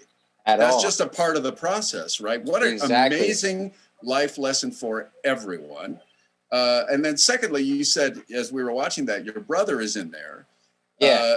How does that feel to kind of mentor your brother? And like, okay, someone kind of he mentors me. Does he? Yeah, he's a skate nerd. He's a skate nerd. He knows everything. And like, you see, like, that's like, I grew up playing more baseball and stuff, and he was more into that. So as I grew older, you know, me and him more bonded on that. You know, we bonded on the connection with that, and it's just it's the same thing when I would say when someone gets like a newspaper in the morning, or like or they get their Sports Illustrated edition. Like when we, you know, see skateboarding, we're that hyped on it the same way anyone else would be about their own craft or their own sport, you know. And I feel like it's amazing that, you know, I get to experience this with my younger, you know, like brother. You know, it's just something that I look forward to it, you know, and because we don't live with each other at the moment, but you know, when we do, we link and we push around and, you know, do tricks and just hang out. And like you said earlier, in between when we were recording, you said it's a great way to just experience the moment, right? And as you said, I'm sorry, but as you said, just to capitalize on that, it's something that many people want and they look for, and they go around the whole world, you know, and it's just my buddy's messing with me. Sorry.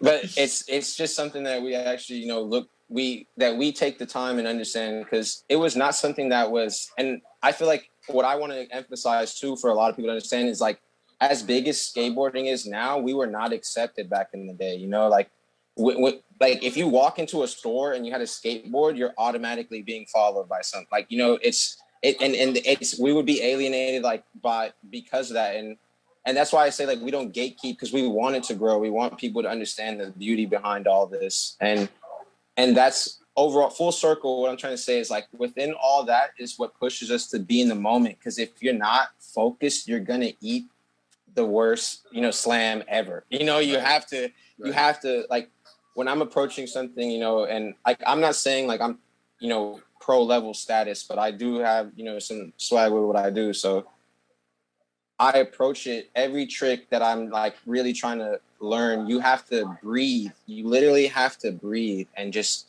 calm down and relax and tell yourself, okay, you know, I have the confidence to do this. I know I can do this, but let me perform, you know? And I feel like that in that moment, you kind of just hear the birds around you. You hear the cars moving, you see public, you see people moving, you know, and I feel like that's behind everything is what we love. We love that feeling of right now is the moment. I'm going to get this trick. I'm throwing my board down and I'm going to land it. And that's what I feel like is the passion behind what we do. And that's what I was saying, to tie into what when I would watch my godbrother skate, that's what I would see, is just to zone out of everything, forget about everything, and just do what he does.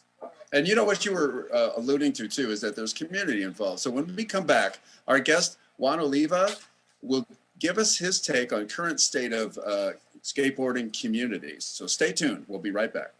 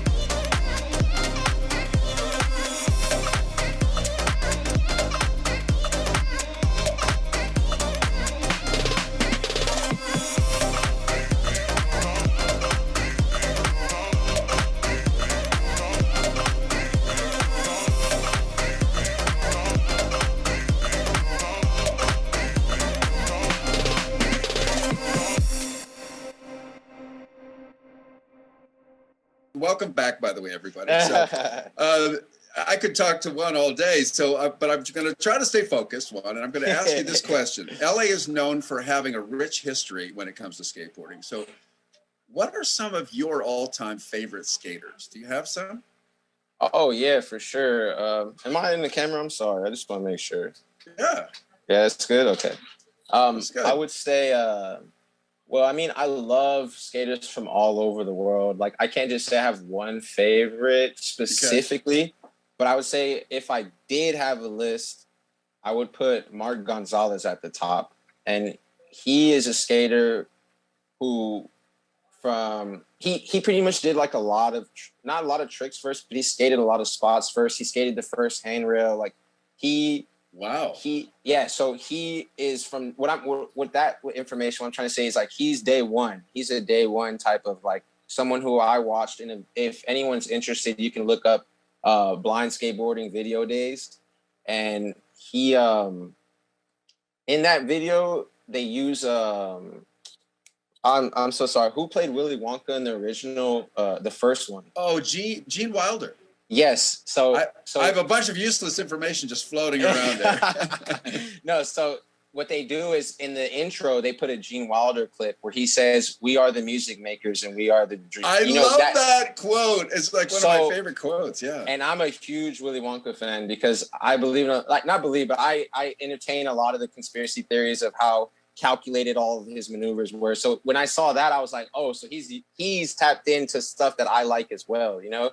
For them to put the Wonka in, and then for it to be the time it was about, I would say, like early 90s, and the tricks that he was doing, it no one was doing them, you know? And that's the beauty of skateboarding, is like the ingenuity of like creating stuff on the spot or going to a different location that you have to approach in a certain way, or you and yourself have your own approach to that, you know? And I feel like with Mark Gonzalez, he was just such a unique character. You know, he wasn't... By the way, do you feel like he inspired your style or the clothes or anything that you do?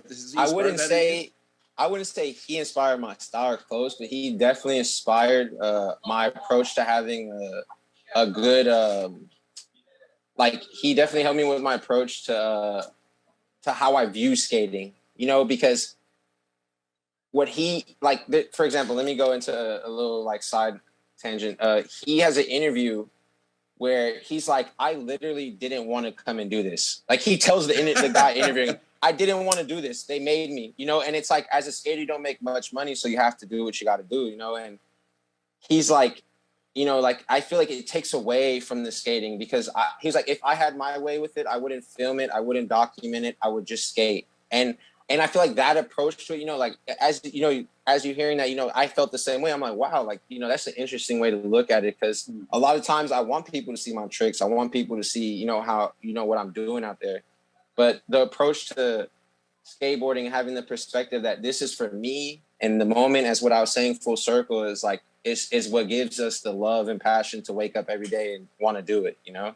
And that just seems like that authenticity too. It's like you're not doing for fame or glory. You're doing it because it's such a beautiful thing to do. And I would like to say we live with a lot of integrity to what we do, you know? So that's definitely something we do take, I would say, serious, you know, that the love for just the raw nature of it, you know? Yeah.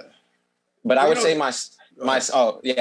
just to go off what you were asking, my style of skateboarding, I would say, if anyone is interested, look up Andrew Allen. Yeah, for sure. That's one of somebody. His trick selection is what I try to, you know, follow in that, you know, direction, or get inspiration from. And you know, when I just finished grad school, and one of the things that was cool Congrats. about grad school. Thank you. Hey, that's a big thing. It is, man. In a pandemic. Man, go ahead. Yeah, come on. I ain't mad at you. Go ahead. And so one of the things I learned there was that when you write papers or whatever, you're joining a conversation. And that seems like what you're doing. You're joining a skateboarding conversation. You're taking people that you admire, you incorporate some of their stuff, but you're adding your voice to it. Now, okay, so skateboarding culture is known for its sort of do-it-yourself mentality, right? Would you agree with that? Yeah, because it's a very... I don't like to say sport, but I'm gonna just say that so people understand. No, it's a very athletic. A very individual sport. You know, it's not. I can rely on my teammate or get advice from my coach. Like it's all you and your brain and your mindset and what you're gonna. It's up to you how what you put into is what you get out of it. I would say to a lot of people. So have you seen this mindset applied in other ways in the skate community or within yourself, maybe other hobbies? For sure. I would say definitely in with my own experience would be music, and it's I don't ever want to be like the type of artist that is like, I need to blow up right now, or, I need the fame, I need the money, like, because, a lot of my family members are from the islands in Cuba and Puerto Rico, where they do a lot of Latin jazz.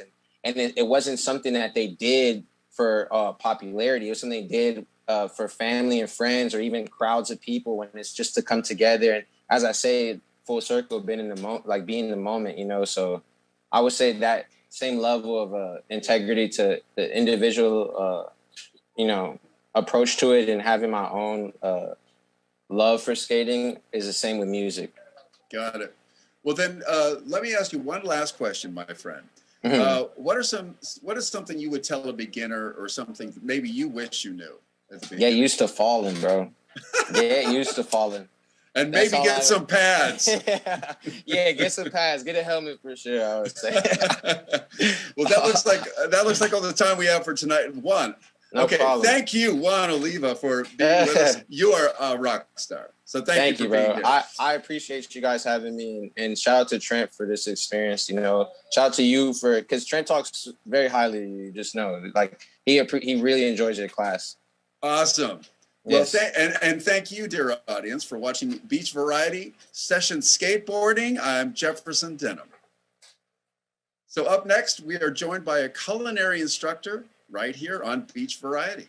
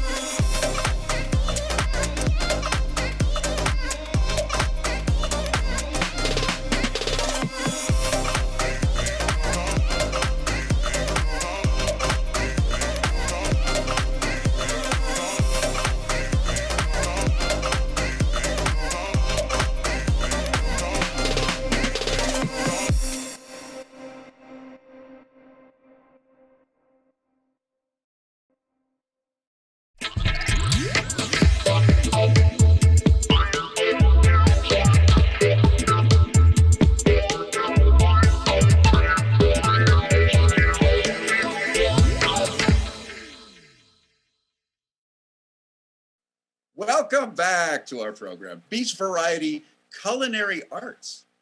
COVID-19 has affected all avenues of education, especially learning programs, which are face-to-face as well as hands-on. So for this segment, we're going to be speaking with Miki Stevens to discuss being both a student and a culinary instructor during the COVID-19 pandemic. Miki Stevens, thank you for joining us tonight. Welcome to the show. Thank you for having me. Oh my goodness, I'm so excited to be here. Just talking culinary stuff, I'm already hungry, so I want to know how you do your magic. So, all right, first of all, first question, tell us, who are you? Tell us your story. Oh, how much time do you have? I'm clearing the decks. Go, baby. All right. Well, just a shortened version. So my name is Miki Stevens. I'm 21 years old. I'm currently a student at Cal State San Bernardino. And my job is a chef instructor at Claremont Chefs Academy in Claremont, California. So that basically means I teach children how to cook. Occasionally I teach adults how to cook, although I feel like I don't have the power over adults to do that. So I stick with the kids. And then during the weekends, we do birthday parties. Really? Okay, well, I'm just a grown-up kid. Could you still teach me, I hope? I could try my best, you know, Awesome. maybe if you show up at a time that I teach. Okay, well, okay, this is not on the list of questions that I have for you, but I do want to ask you this. So culinary arts, what is the weirdest thing that you've ever eaten? The weirdest thing I've ever eaten, I have eaten fried alligator before, and I've also had escargot. So those are the two that stick out. Okay, thank you for that. I might have little things like that. I'll just blurt out at you, okay? Of course. So what are the primary objectives of the academy? So I would say learning how to cook is obviously number one. We teach our kids different like culinary trades, so like knife safety skills, other, you know, safety skills in the kitchen, food safety, and then I like to teach my kids specifically like trying new things. So a lot of them are kind of picky, and I'll be like, if you don't like something, at least try the dish. If you don't like it, don't eat it. But I like to try to get that out to them. Are those dishes usually vegetables?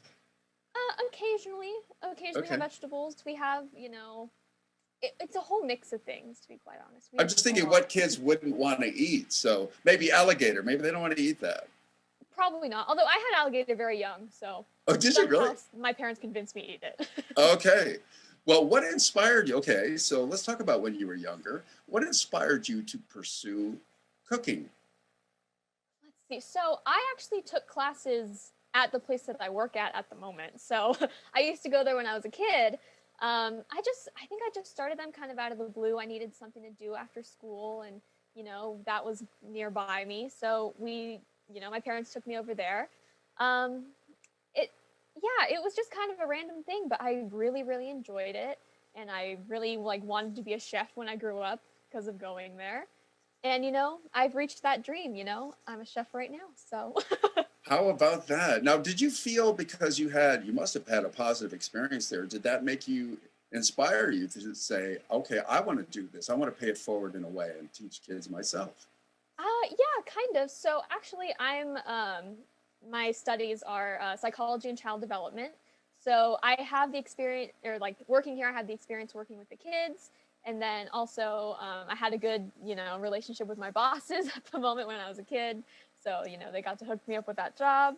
But yeah, I loved my teachers when I was there, and I just kind of hope that I have the same effect on my kids. I would like to think. I'm getting that sense that I think you're probably achieving that. So how has your position helped in your college studies? So actually, you know, being a child development major, we talk a lot about child development, surprisingly. Yeah. So I kind of get to see that in real time at my work. You know, I have kids that come in for the first time, and I teach them, you know, knife safety skills, and I get to see them progress in their development of doing that. And just in general, I've had a couple kids that I've known for a couple years at this point. So seeing them grow up is just oh my gosh, look at this. So that's kind of been helping. How fun is that? All right, so now that we've talked a little bit about you and your position, let's take a brief tour through the Claremont Chefs Academy.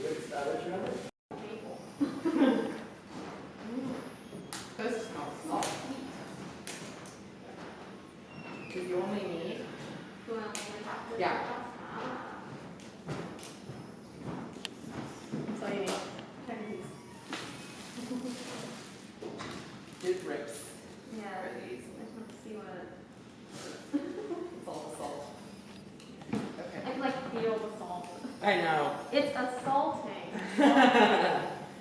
Did you get that? Did you get that? This goes by pretty fast. I have them sometimes I don't. Okay, no, sometimes you guys. Alright.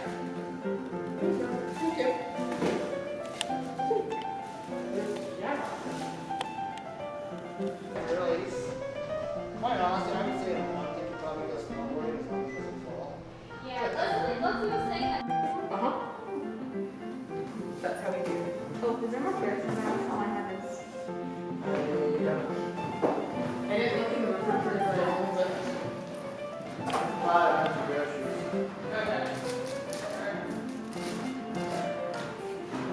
this is his portion of the recipe.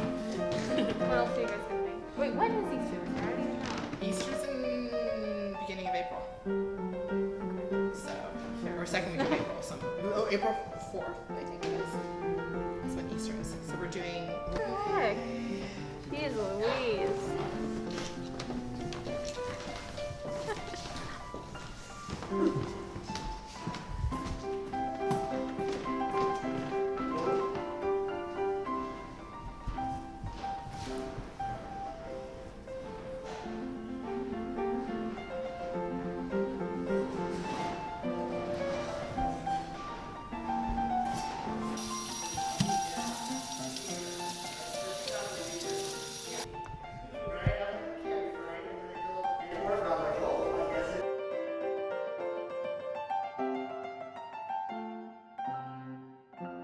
You know what I love about watching you prepping and waiting for the kids to come is that we were just talking about how, you know, when you can get kids exposed to this kind of thing early on, it can open up just a whole world for them.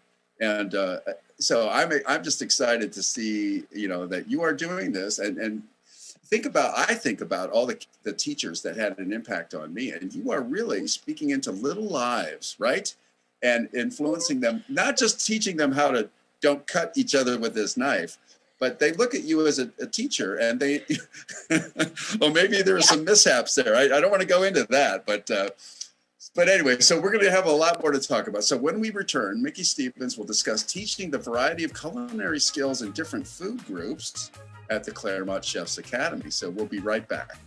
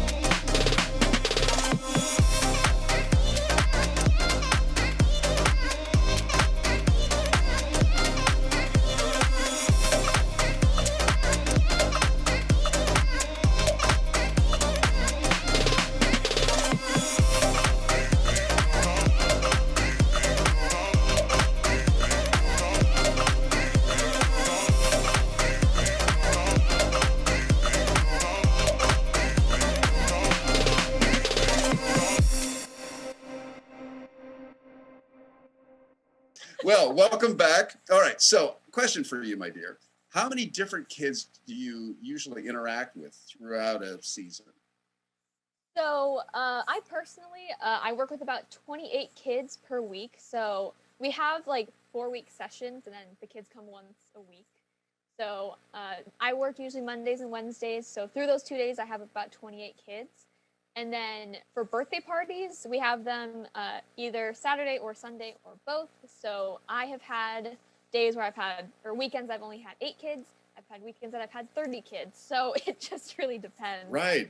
What a fun thing for a birthday party. So are they making their own birthday cake kind of thing? Is that what that is? So usually we have like a couple different options. So we have like pizzas, we make calzones, we have pasta parties, we have burger parties. We used to have one that was like ice cream and cookies, which is like the closest thing to cakes.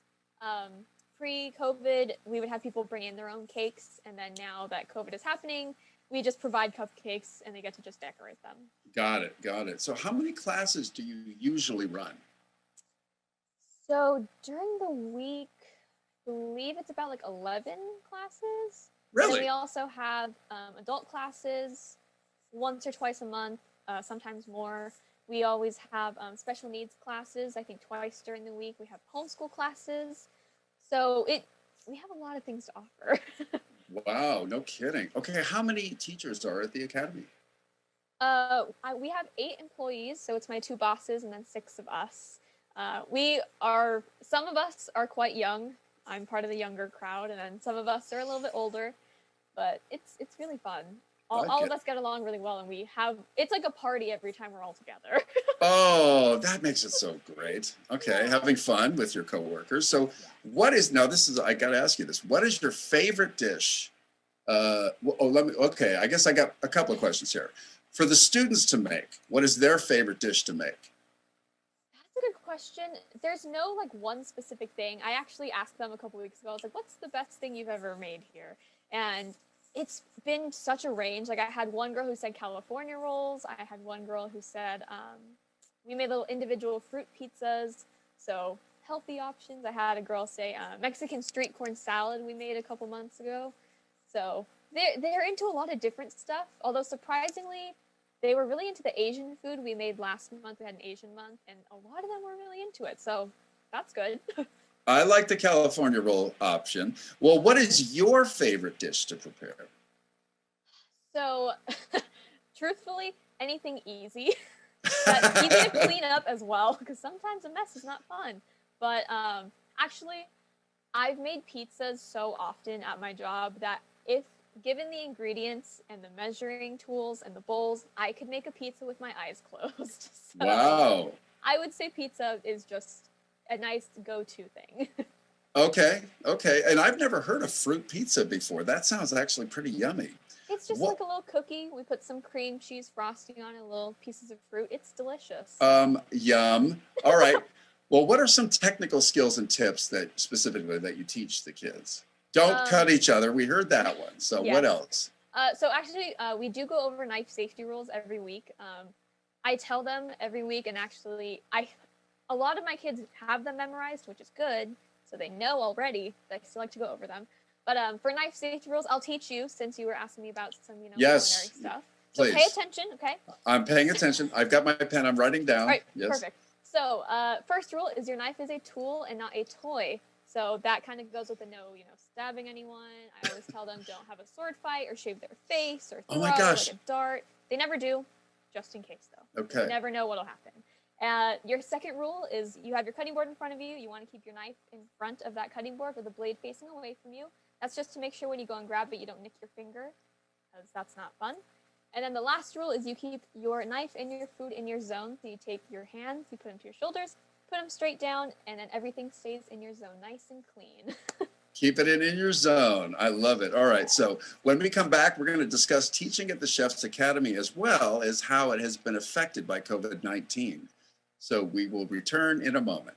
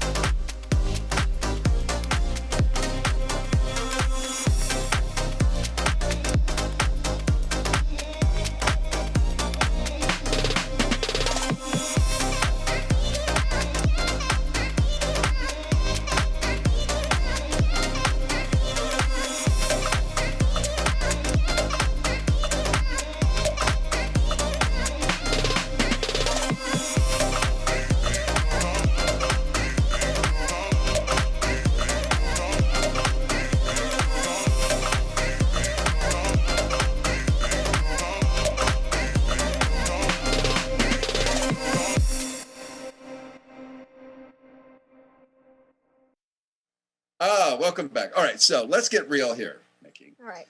Kids can often be troublesome. I don't know if they're up this late watching you, but I'm just saying they can be. I've heard. Yes, I didn't give them the link to this, so. Okay, good. This is all between us.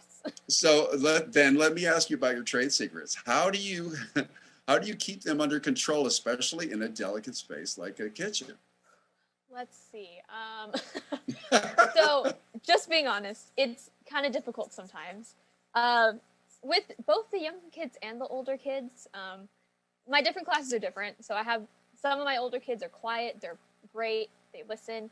Some of them, not so much.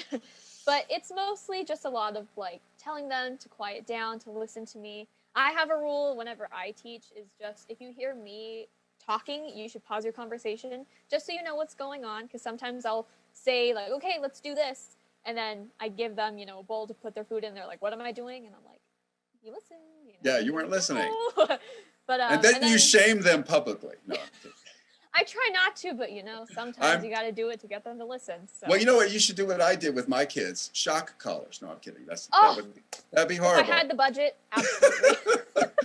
So how has the academy operation been changed? Obviously, it had to have been changed because of COVID. Yeah, so I'd say our biggest change, I think, has been class sizes. We used to, for normal evening classes, we used to have 16 kids total. So we'd have 10 in our front classroom and 6 in our back classroom. But right now during COVID, we can only have 8 in the front, still 6 in the back just because there's a little bit more space. So we have to make sure all the tables are all separated. The kids are sitting at different sides of the table so they're not like close to each other. And then also pre-COVID, our birthday parties, we would have occasionally parties of like 20 to 30 kids. We'd have to put some in the back and some in the front. But I've had parties where we've had like 25 5-year-olds in the front kitchen all squeezed together. And like, it's a nightmare, just to be honest with you. Yeah. But you can't do that now, right? Yeah, just class sizes are a lot smaller. We clean a lot more. My coworker has like one of those UV lights that like kills bacteria or something. I think that's what it's supposed to do. Right. So hopefully it does that. But yeah, we've been cleaning more, smaller class sizes. I think those are probably the biggest changes. Oh, no, that totally makes sense. So have there been limitations on what you can actually prepare because of COVID-19? For normal classes, not really. We do kind of the same things, but for birthday parties, we used to have about 10 different options for parties, but at the moment we can only have about 5, I believe. So we've had to kind of shorten that down. We have to make sure that everything that we make is cooked. So it has to be heated up to kind of kill the bacteria that might be in that food. But overall, we make mostly the same things. It's just, I think the birthday parties are the biggest limitations that we've had. Yeah, I can imagine. All right, so the pandemic has hit businesses hard, of course. Has there been many cases in the area or even at the academy this past year as an example of that? Yeah, so 2 of my coworkers got COVID. I think one of them was maybe like the end of last year and one of them was the beginning of this year. But it didn't affect them that much. They're both fine now. They're both healthy. They were able to quarantine. We were able to take their, classes.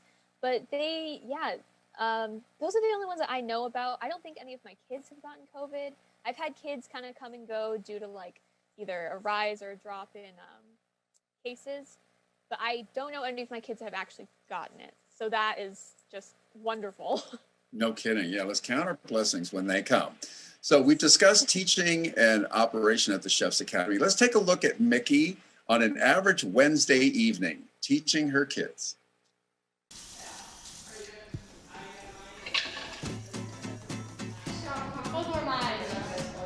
What's weird is that I can output very dark, sad kind of ideas, but I cannot handle or intaking dark, sad ideas. It's very weird.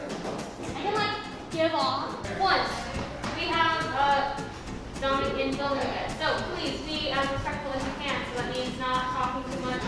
Last week we said to go to like a 1 or 2 or 3 or something. So let's try to keep it down there for the time that he's here and also after, just because. Second thing, our class is very loud. I'm glad that you guys enjoy having each other in here as well. But we have to be a little bit more quiet to be respectful to the back classroom. Okay, because those kids are trying to have a good time too, but they can't have a good time if we are interrupting their work, okay? That was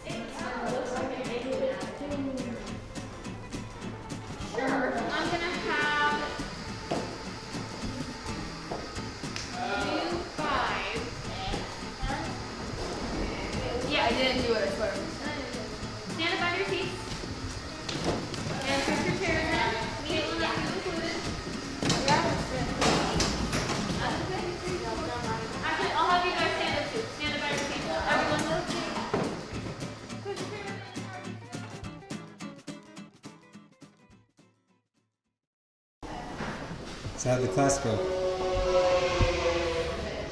The train would go by. Sorry. It went pretty well. You know, good things happening. Were they a little loud? Yes, but of course. But the recipes came out good. Everything was good. So, 10 out of 10 class. What would you like to say to those who are interested in culinary classes for either themselves or their kids? Well, I mean, if you would like to, you can check us out. Our website is Claremont Chefs Academy. I said it wrong. I love that. Anyways, it's ClaremontChefsAcademy.com, or you can just Google Claremont Chefs Academy. Currently, our classes are kind of booked for our kids especially. But if you call, you can join a wait list. We have adult classes if anyone is interested in that. That is 18 plus. If you're 21, you can bring alcohol. So that's fun. But yeah, I highly suggest taking any kind of culinary classes, no matter if you're just beginning or if you're, you know, advanced like me. But just taking culinary classes is so much fun, and you get to learn things, you get to try new things, and I think it's just awesome. So Jefferson, hopefully we see you down there soon. Anyone else watching? Yes, I want to come because I am cooking culinary challenged. As I told you earlier before we started recording, I tried to make something for my wife and I almost killed her. So I think she would like it if I could do things other than boil water. So, Probably, yeah. So thank you for that invitation, and I'll happily put myself on a wait list to be able to study and learn how to cook with you, my dear. Oh. So that brings us to the end of our segment. I'd like to thank our very special guest, Miki Stevens. Thank you so much, Miki, for being on our show tonight and discussing culinary arts. Oh, thank you so much for having me. This was wonderful. I'm going to call you the culinary arts goddess now. That'll be on your business card. Can A you put goddess? That? Yes, why not? Oh my goodness. Wow. So I'll make sure everybody gets to refer to you that way. Well, thank you for watching Beach Variety Culinary Arts. I'm Jefferson Denham. Up next, we are joined by a young business owner and marketing manager right here on Beach Variety.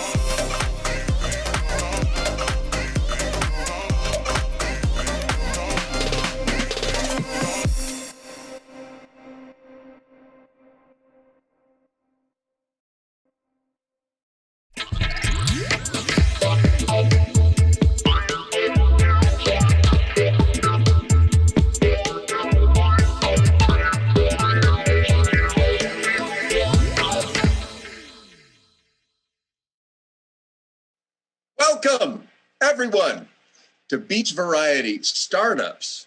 In tonight's show, we'll be having two guests, a young business owner and the marketing manager and part owner of Sweets on Wheels. So our first guest is Sandra Sanchez. Welcome, Sandra, and thank you so much for being with us today. Thank you guys for having me. It's such a pleasure being here with you guys. Of course. So, okay, question number one. Tell us what inspired you to start your online boutique. Well, first of all, can I just re-ask that question? What is the name of your company? Okay, so the name of my company is Synergy and Soul. I'm a small owner or small online boutique. I run it and manage it all by myself, and I was actually just thinking about the way I was raised, and just growing up as a little girl, I actually used to sew and make the little dresses for my Barbies, and now that I think about it, I never really envisioned myself as someone that would be in the industry that I'm in now, but I think all the experiences that I've had as a child have shaped me into what I do now. And now that I think about it, it actually makes sense. I think it just comes from my from my upbringing and just the way that life was for me back then.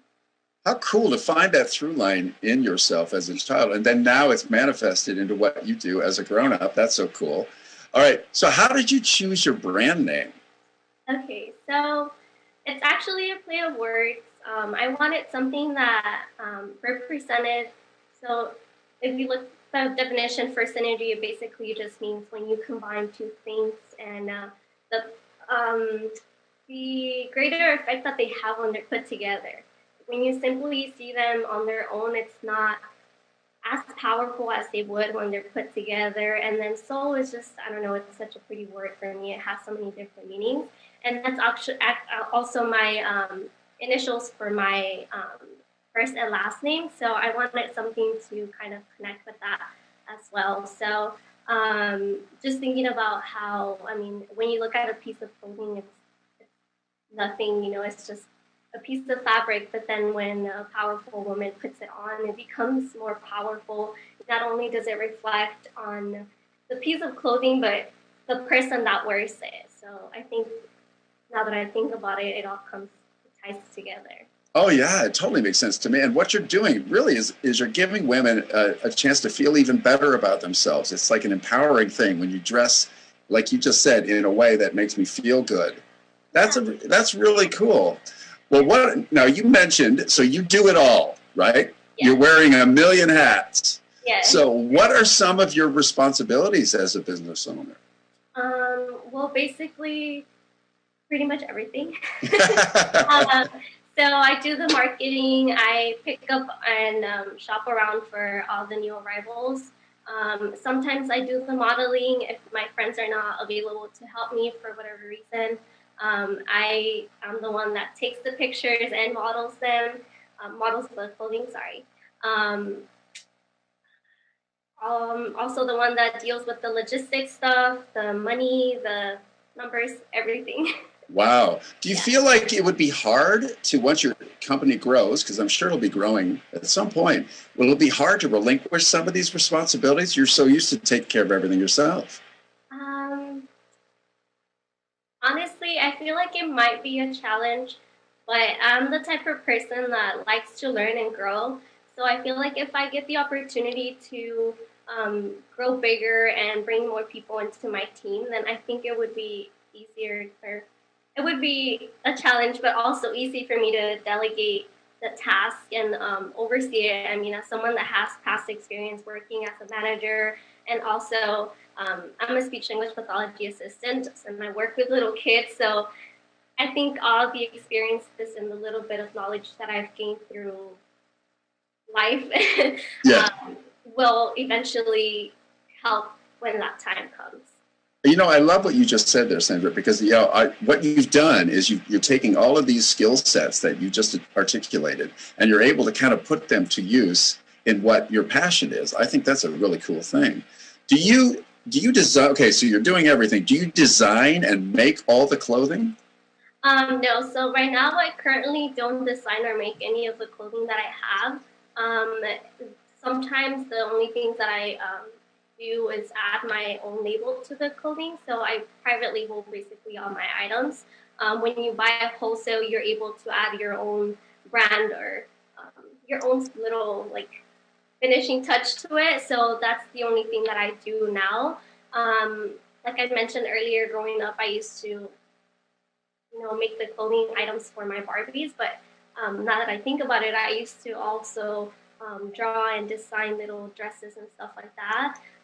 So I think as of now, I don't actually do any of that, but if the opportunity comes, I might be willing to give it a shot. Right. Well, I think it's cool that you're able to then, this is fascinating. I didn't know that part of it. And I have no doubt that, yes, given the opportunity, you will be designing. So let's take a quick look at what some of Sandra's daily routines look like as the business owner of Synergy and Soul. As the daughter of 2 immigrant parents who came to this country looking for a better life, I feel like I'm constantly trying to do better than I did the day before.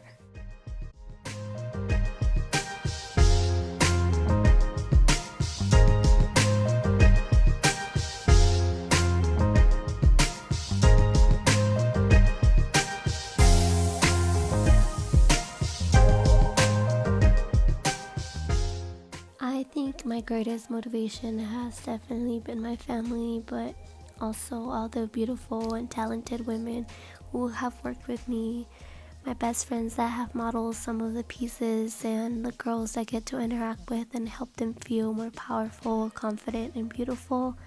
And that's what Synergy and Soul is. Sometimes you look at a shirt and it's just that, a piece of fabric, but when a confident woman puts it on, it comes to life. It has a greater impact than it did on its own, which is what synergy means. And when you add the soul into it, or the essence of a person, it becomes unique.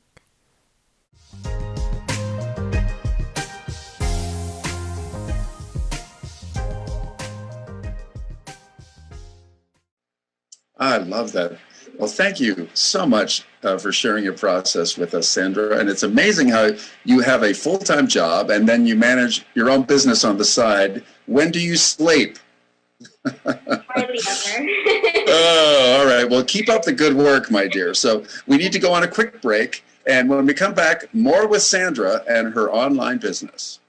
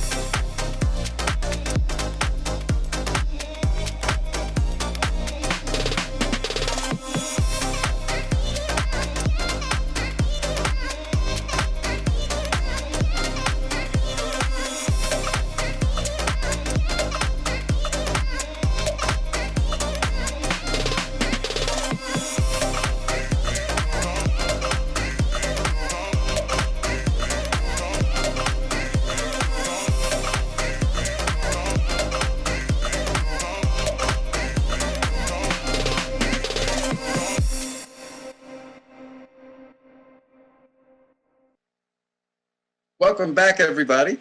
So Sandra, is there anything in particular that you are doing to stand out from other online boutiques?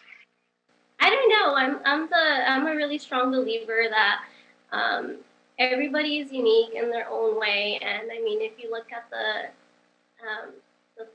the career, the field that I'm in right now, it's really competitive. There are a lot of very talented women who run their own business and are probably doing the same thing that I am, but the way that I was raised, I feel like my parents always instilled this idea that the sunshine is there for everyone. So I feel like just providing a very unique experience for everybody that shops with us or with me, that's pretty much what separates me from all the other businesses that are doing the same thing as I am, because I mean at the end of the day, I'm the person behind the business, and that's the one unique thing that I have that no one else will. The sunshine is there for everyone. I love that phrase. All right, well, you mentioned it's competitive. Yes, it is. So what keeps you motivated in continuing your online business? So, like I mentioned earlier, I am a speech-language pathology assistant, so I work with little ones, and I don't have coworkers, so I get little to no adult interaction. don't really talk to a lot of women when I'm at work. So I feel like having the opportunity to do that as I'm running my business and just connecting with different women, helping them like find the one shirt that they've been looking for, or how you mentioned earlier, help them feel confident and powerful. So definitely, I think that's the one thing. Gotcha. Well, if you had one piece of advice to someone wanting to start their own business like you have done, what would it be? Honestly, just go for it. I've lived my life probably always thinking about what it could be. What if I did this? What if I tried that? But I was always so scared to step out of my shell and try something different. But honestly, if you want to, you should do it, because you never know if you're actually gonna like it, if you're gonna be happy until you try it. So definitely don't be scared. Do your research, because there's a lot that comes with it. It's a lot of fun, but it's also a lot of work. So if you want to and you're willing to commit to it, then I'd say you definitely need to try it. Well, I love that. I think that's always great advice. Recognizing that there's a lot of work involved, right? But you never know unless you give it a shot. So, Sandra, thank you so much for sharing your insights and your experiences with us. We're so glad that you were with us today. Thank you guys for having me. It was a pleasure. You bet. So when we come back, we'll be talking to Melissa Edeza. Melissa, tell me how to say your name. Edeza. Edeza, I was almost there. Yes. All right. That was a sneak preview, audience. Melissa Edeza, part owner and marketing manager of Sweets on Wheels. We'll be right back.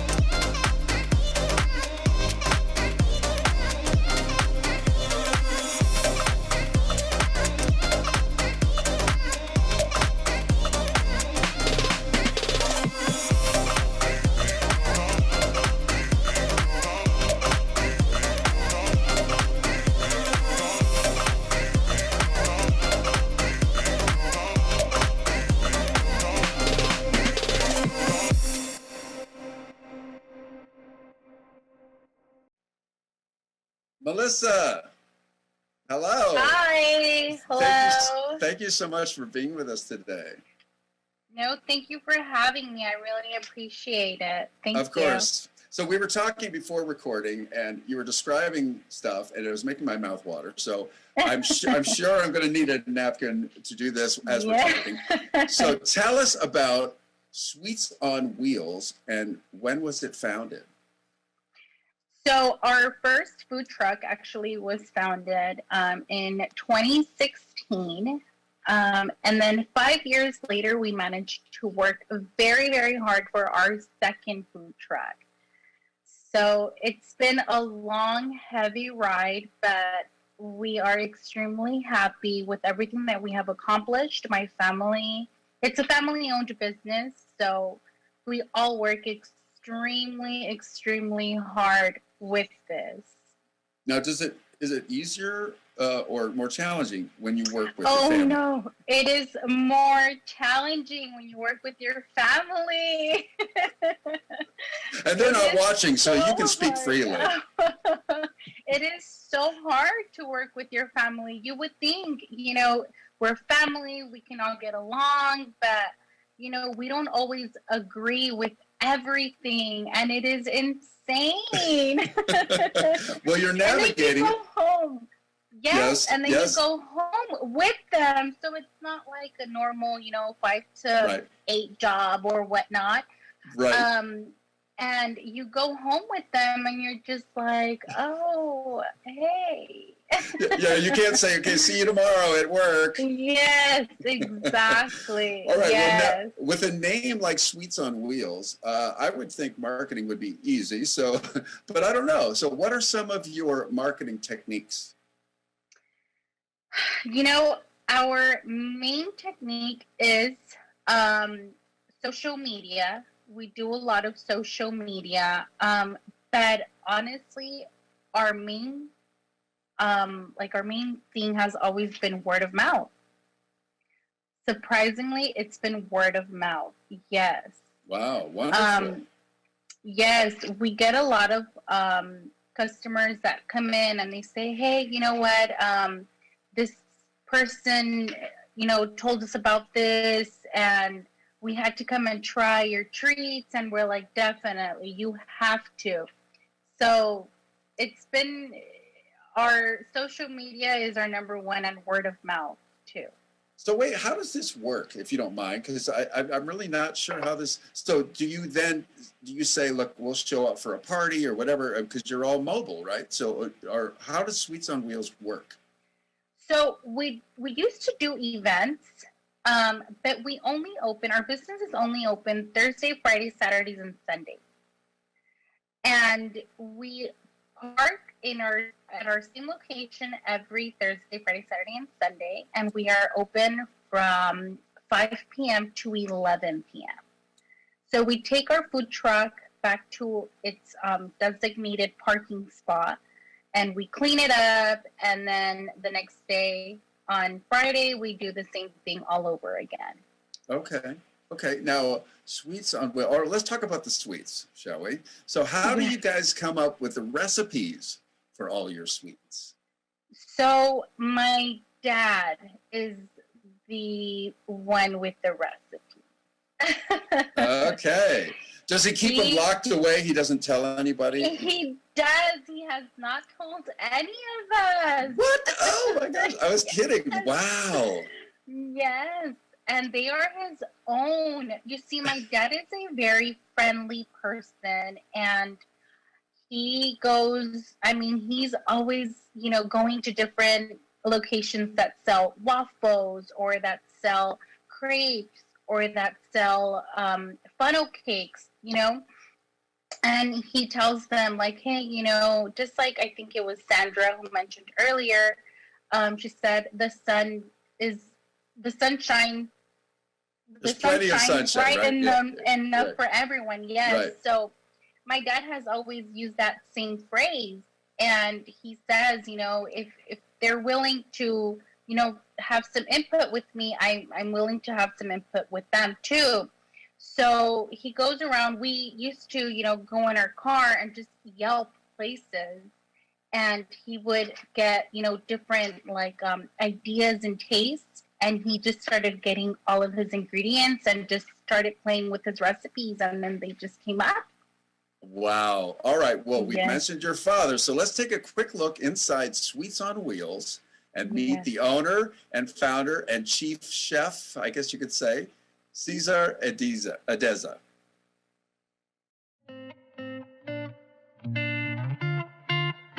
Hello, my name is Cesar. I'm coming from Sweets on Wheels, and we have everything that's sweet, the goodies.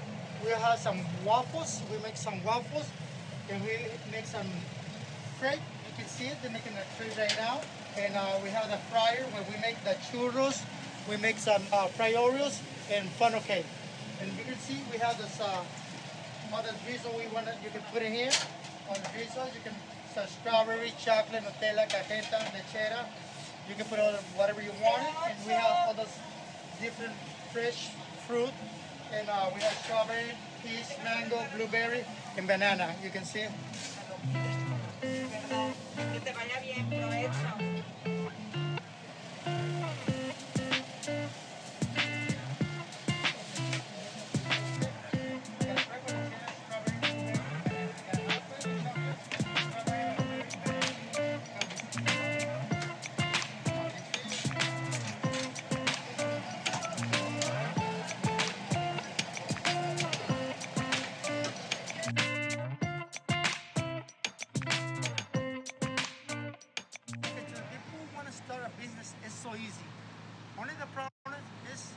don't be afraid. If you feel afraid, never gonna do nothing. If you never try, you never know. So don't be afraid. You can do it.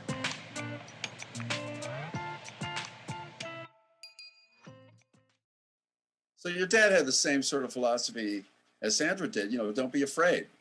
Try it, right? Can I just say something that just looking at the stuff that you guys offer, I think I've already gained 3 pounds. I have the COVID, you know, they say the COVID, whatever is happening. I already want to have some, and I think that I think the audience is probably feeling it too. So is there anything, is there anything in particular you know now that you wish you knew when you and your family started the business? Definitely. Competition. Competition is it's a good thing to have.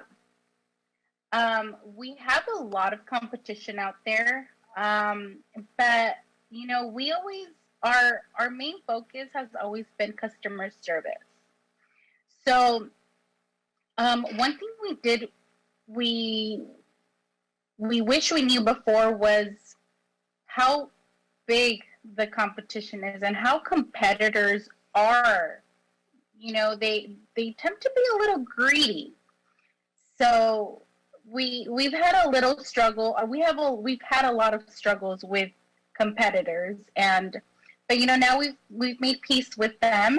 But we're not afraid of competition. We love the competition. So our main thing has been the competition. Do you feel like the competition, because, well, like you said, the sunshine, there's plenty of sunshine for everybody. And so you already have that philosophy, but the competition is going to be there. They may not have that philosophy. They don't. Right. And so do you feel like, though, that the competition has helped you be smarter, work harder? I mean, it's good, too. You're saying competition is good. Is that what you mean? Yes. It's pushed us to work a lot harder. You know, the competition is out there, and people, when they're looking into getting a business, they think it's just a business. I can start this. Yeah, you definitely could, but you don't think about how much harm your competitors can do to you, especially in this industry as a food truck. You know, they can park a car in your parking spot and you can't move the car, and it's tough. It's very, very tough, but it's worth it, and we've worked harder and smarter thanks to that. Right, and competition is just life, isn't it? I mean, so we have to learn those lessons and do what we do better. With the success, right? And so with the success that you've had, what future plans is there for Sweets on Wheels? Yes, so we have our second food truck now. Our next step is to open a facility. We want to open a store, and that's hoping to happen in the next 5 years. All right, so then you'll have to change your name. Yes. But still, that's exciting. No, Sweets on Wheels, but parked right here. Something like that. Yes. You can have that for free. Yes, we want to have a food truck parked outside and have a facility, like a spot where people could eat inside. So have the food truck outside parked, and then have a not a restaurant, but like a little dining area. That's what we plan on having. Wonderful. Well, I wish you all the success in the world with that. Thank you so much. You bet. So that's all the time we have for today. Big thank you to our guests. Thank you so much. Right. Sandra Sanchez and Melissa Edeza for joining us this evening. So thank you both for sharing your stories and your journeys. And thank you, audience, for watching Beach Variety Startups. I'm Jefferson Denham. Thanks for watching our new special Beach Variety, brought to you by the broadcast production students at Cal State Long Beach. We'd like to once again thank all of our guests for joining us today. I hope you have had some fun today and learned something along the way. I definitely have learned a few things, so we'll look forward to seeing you next time.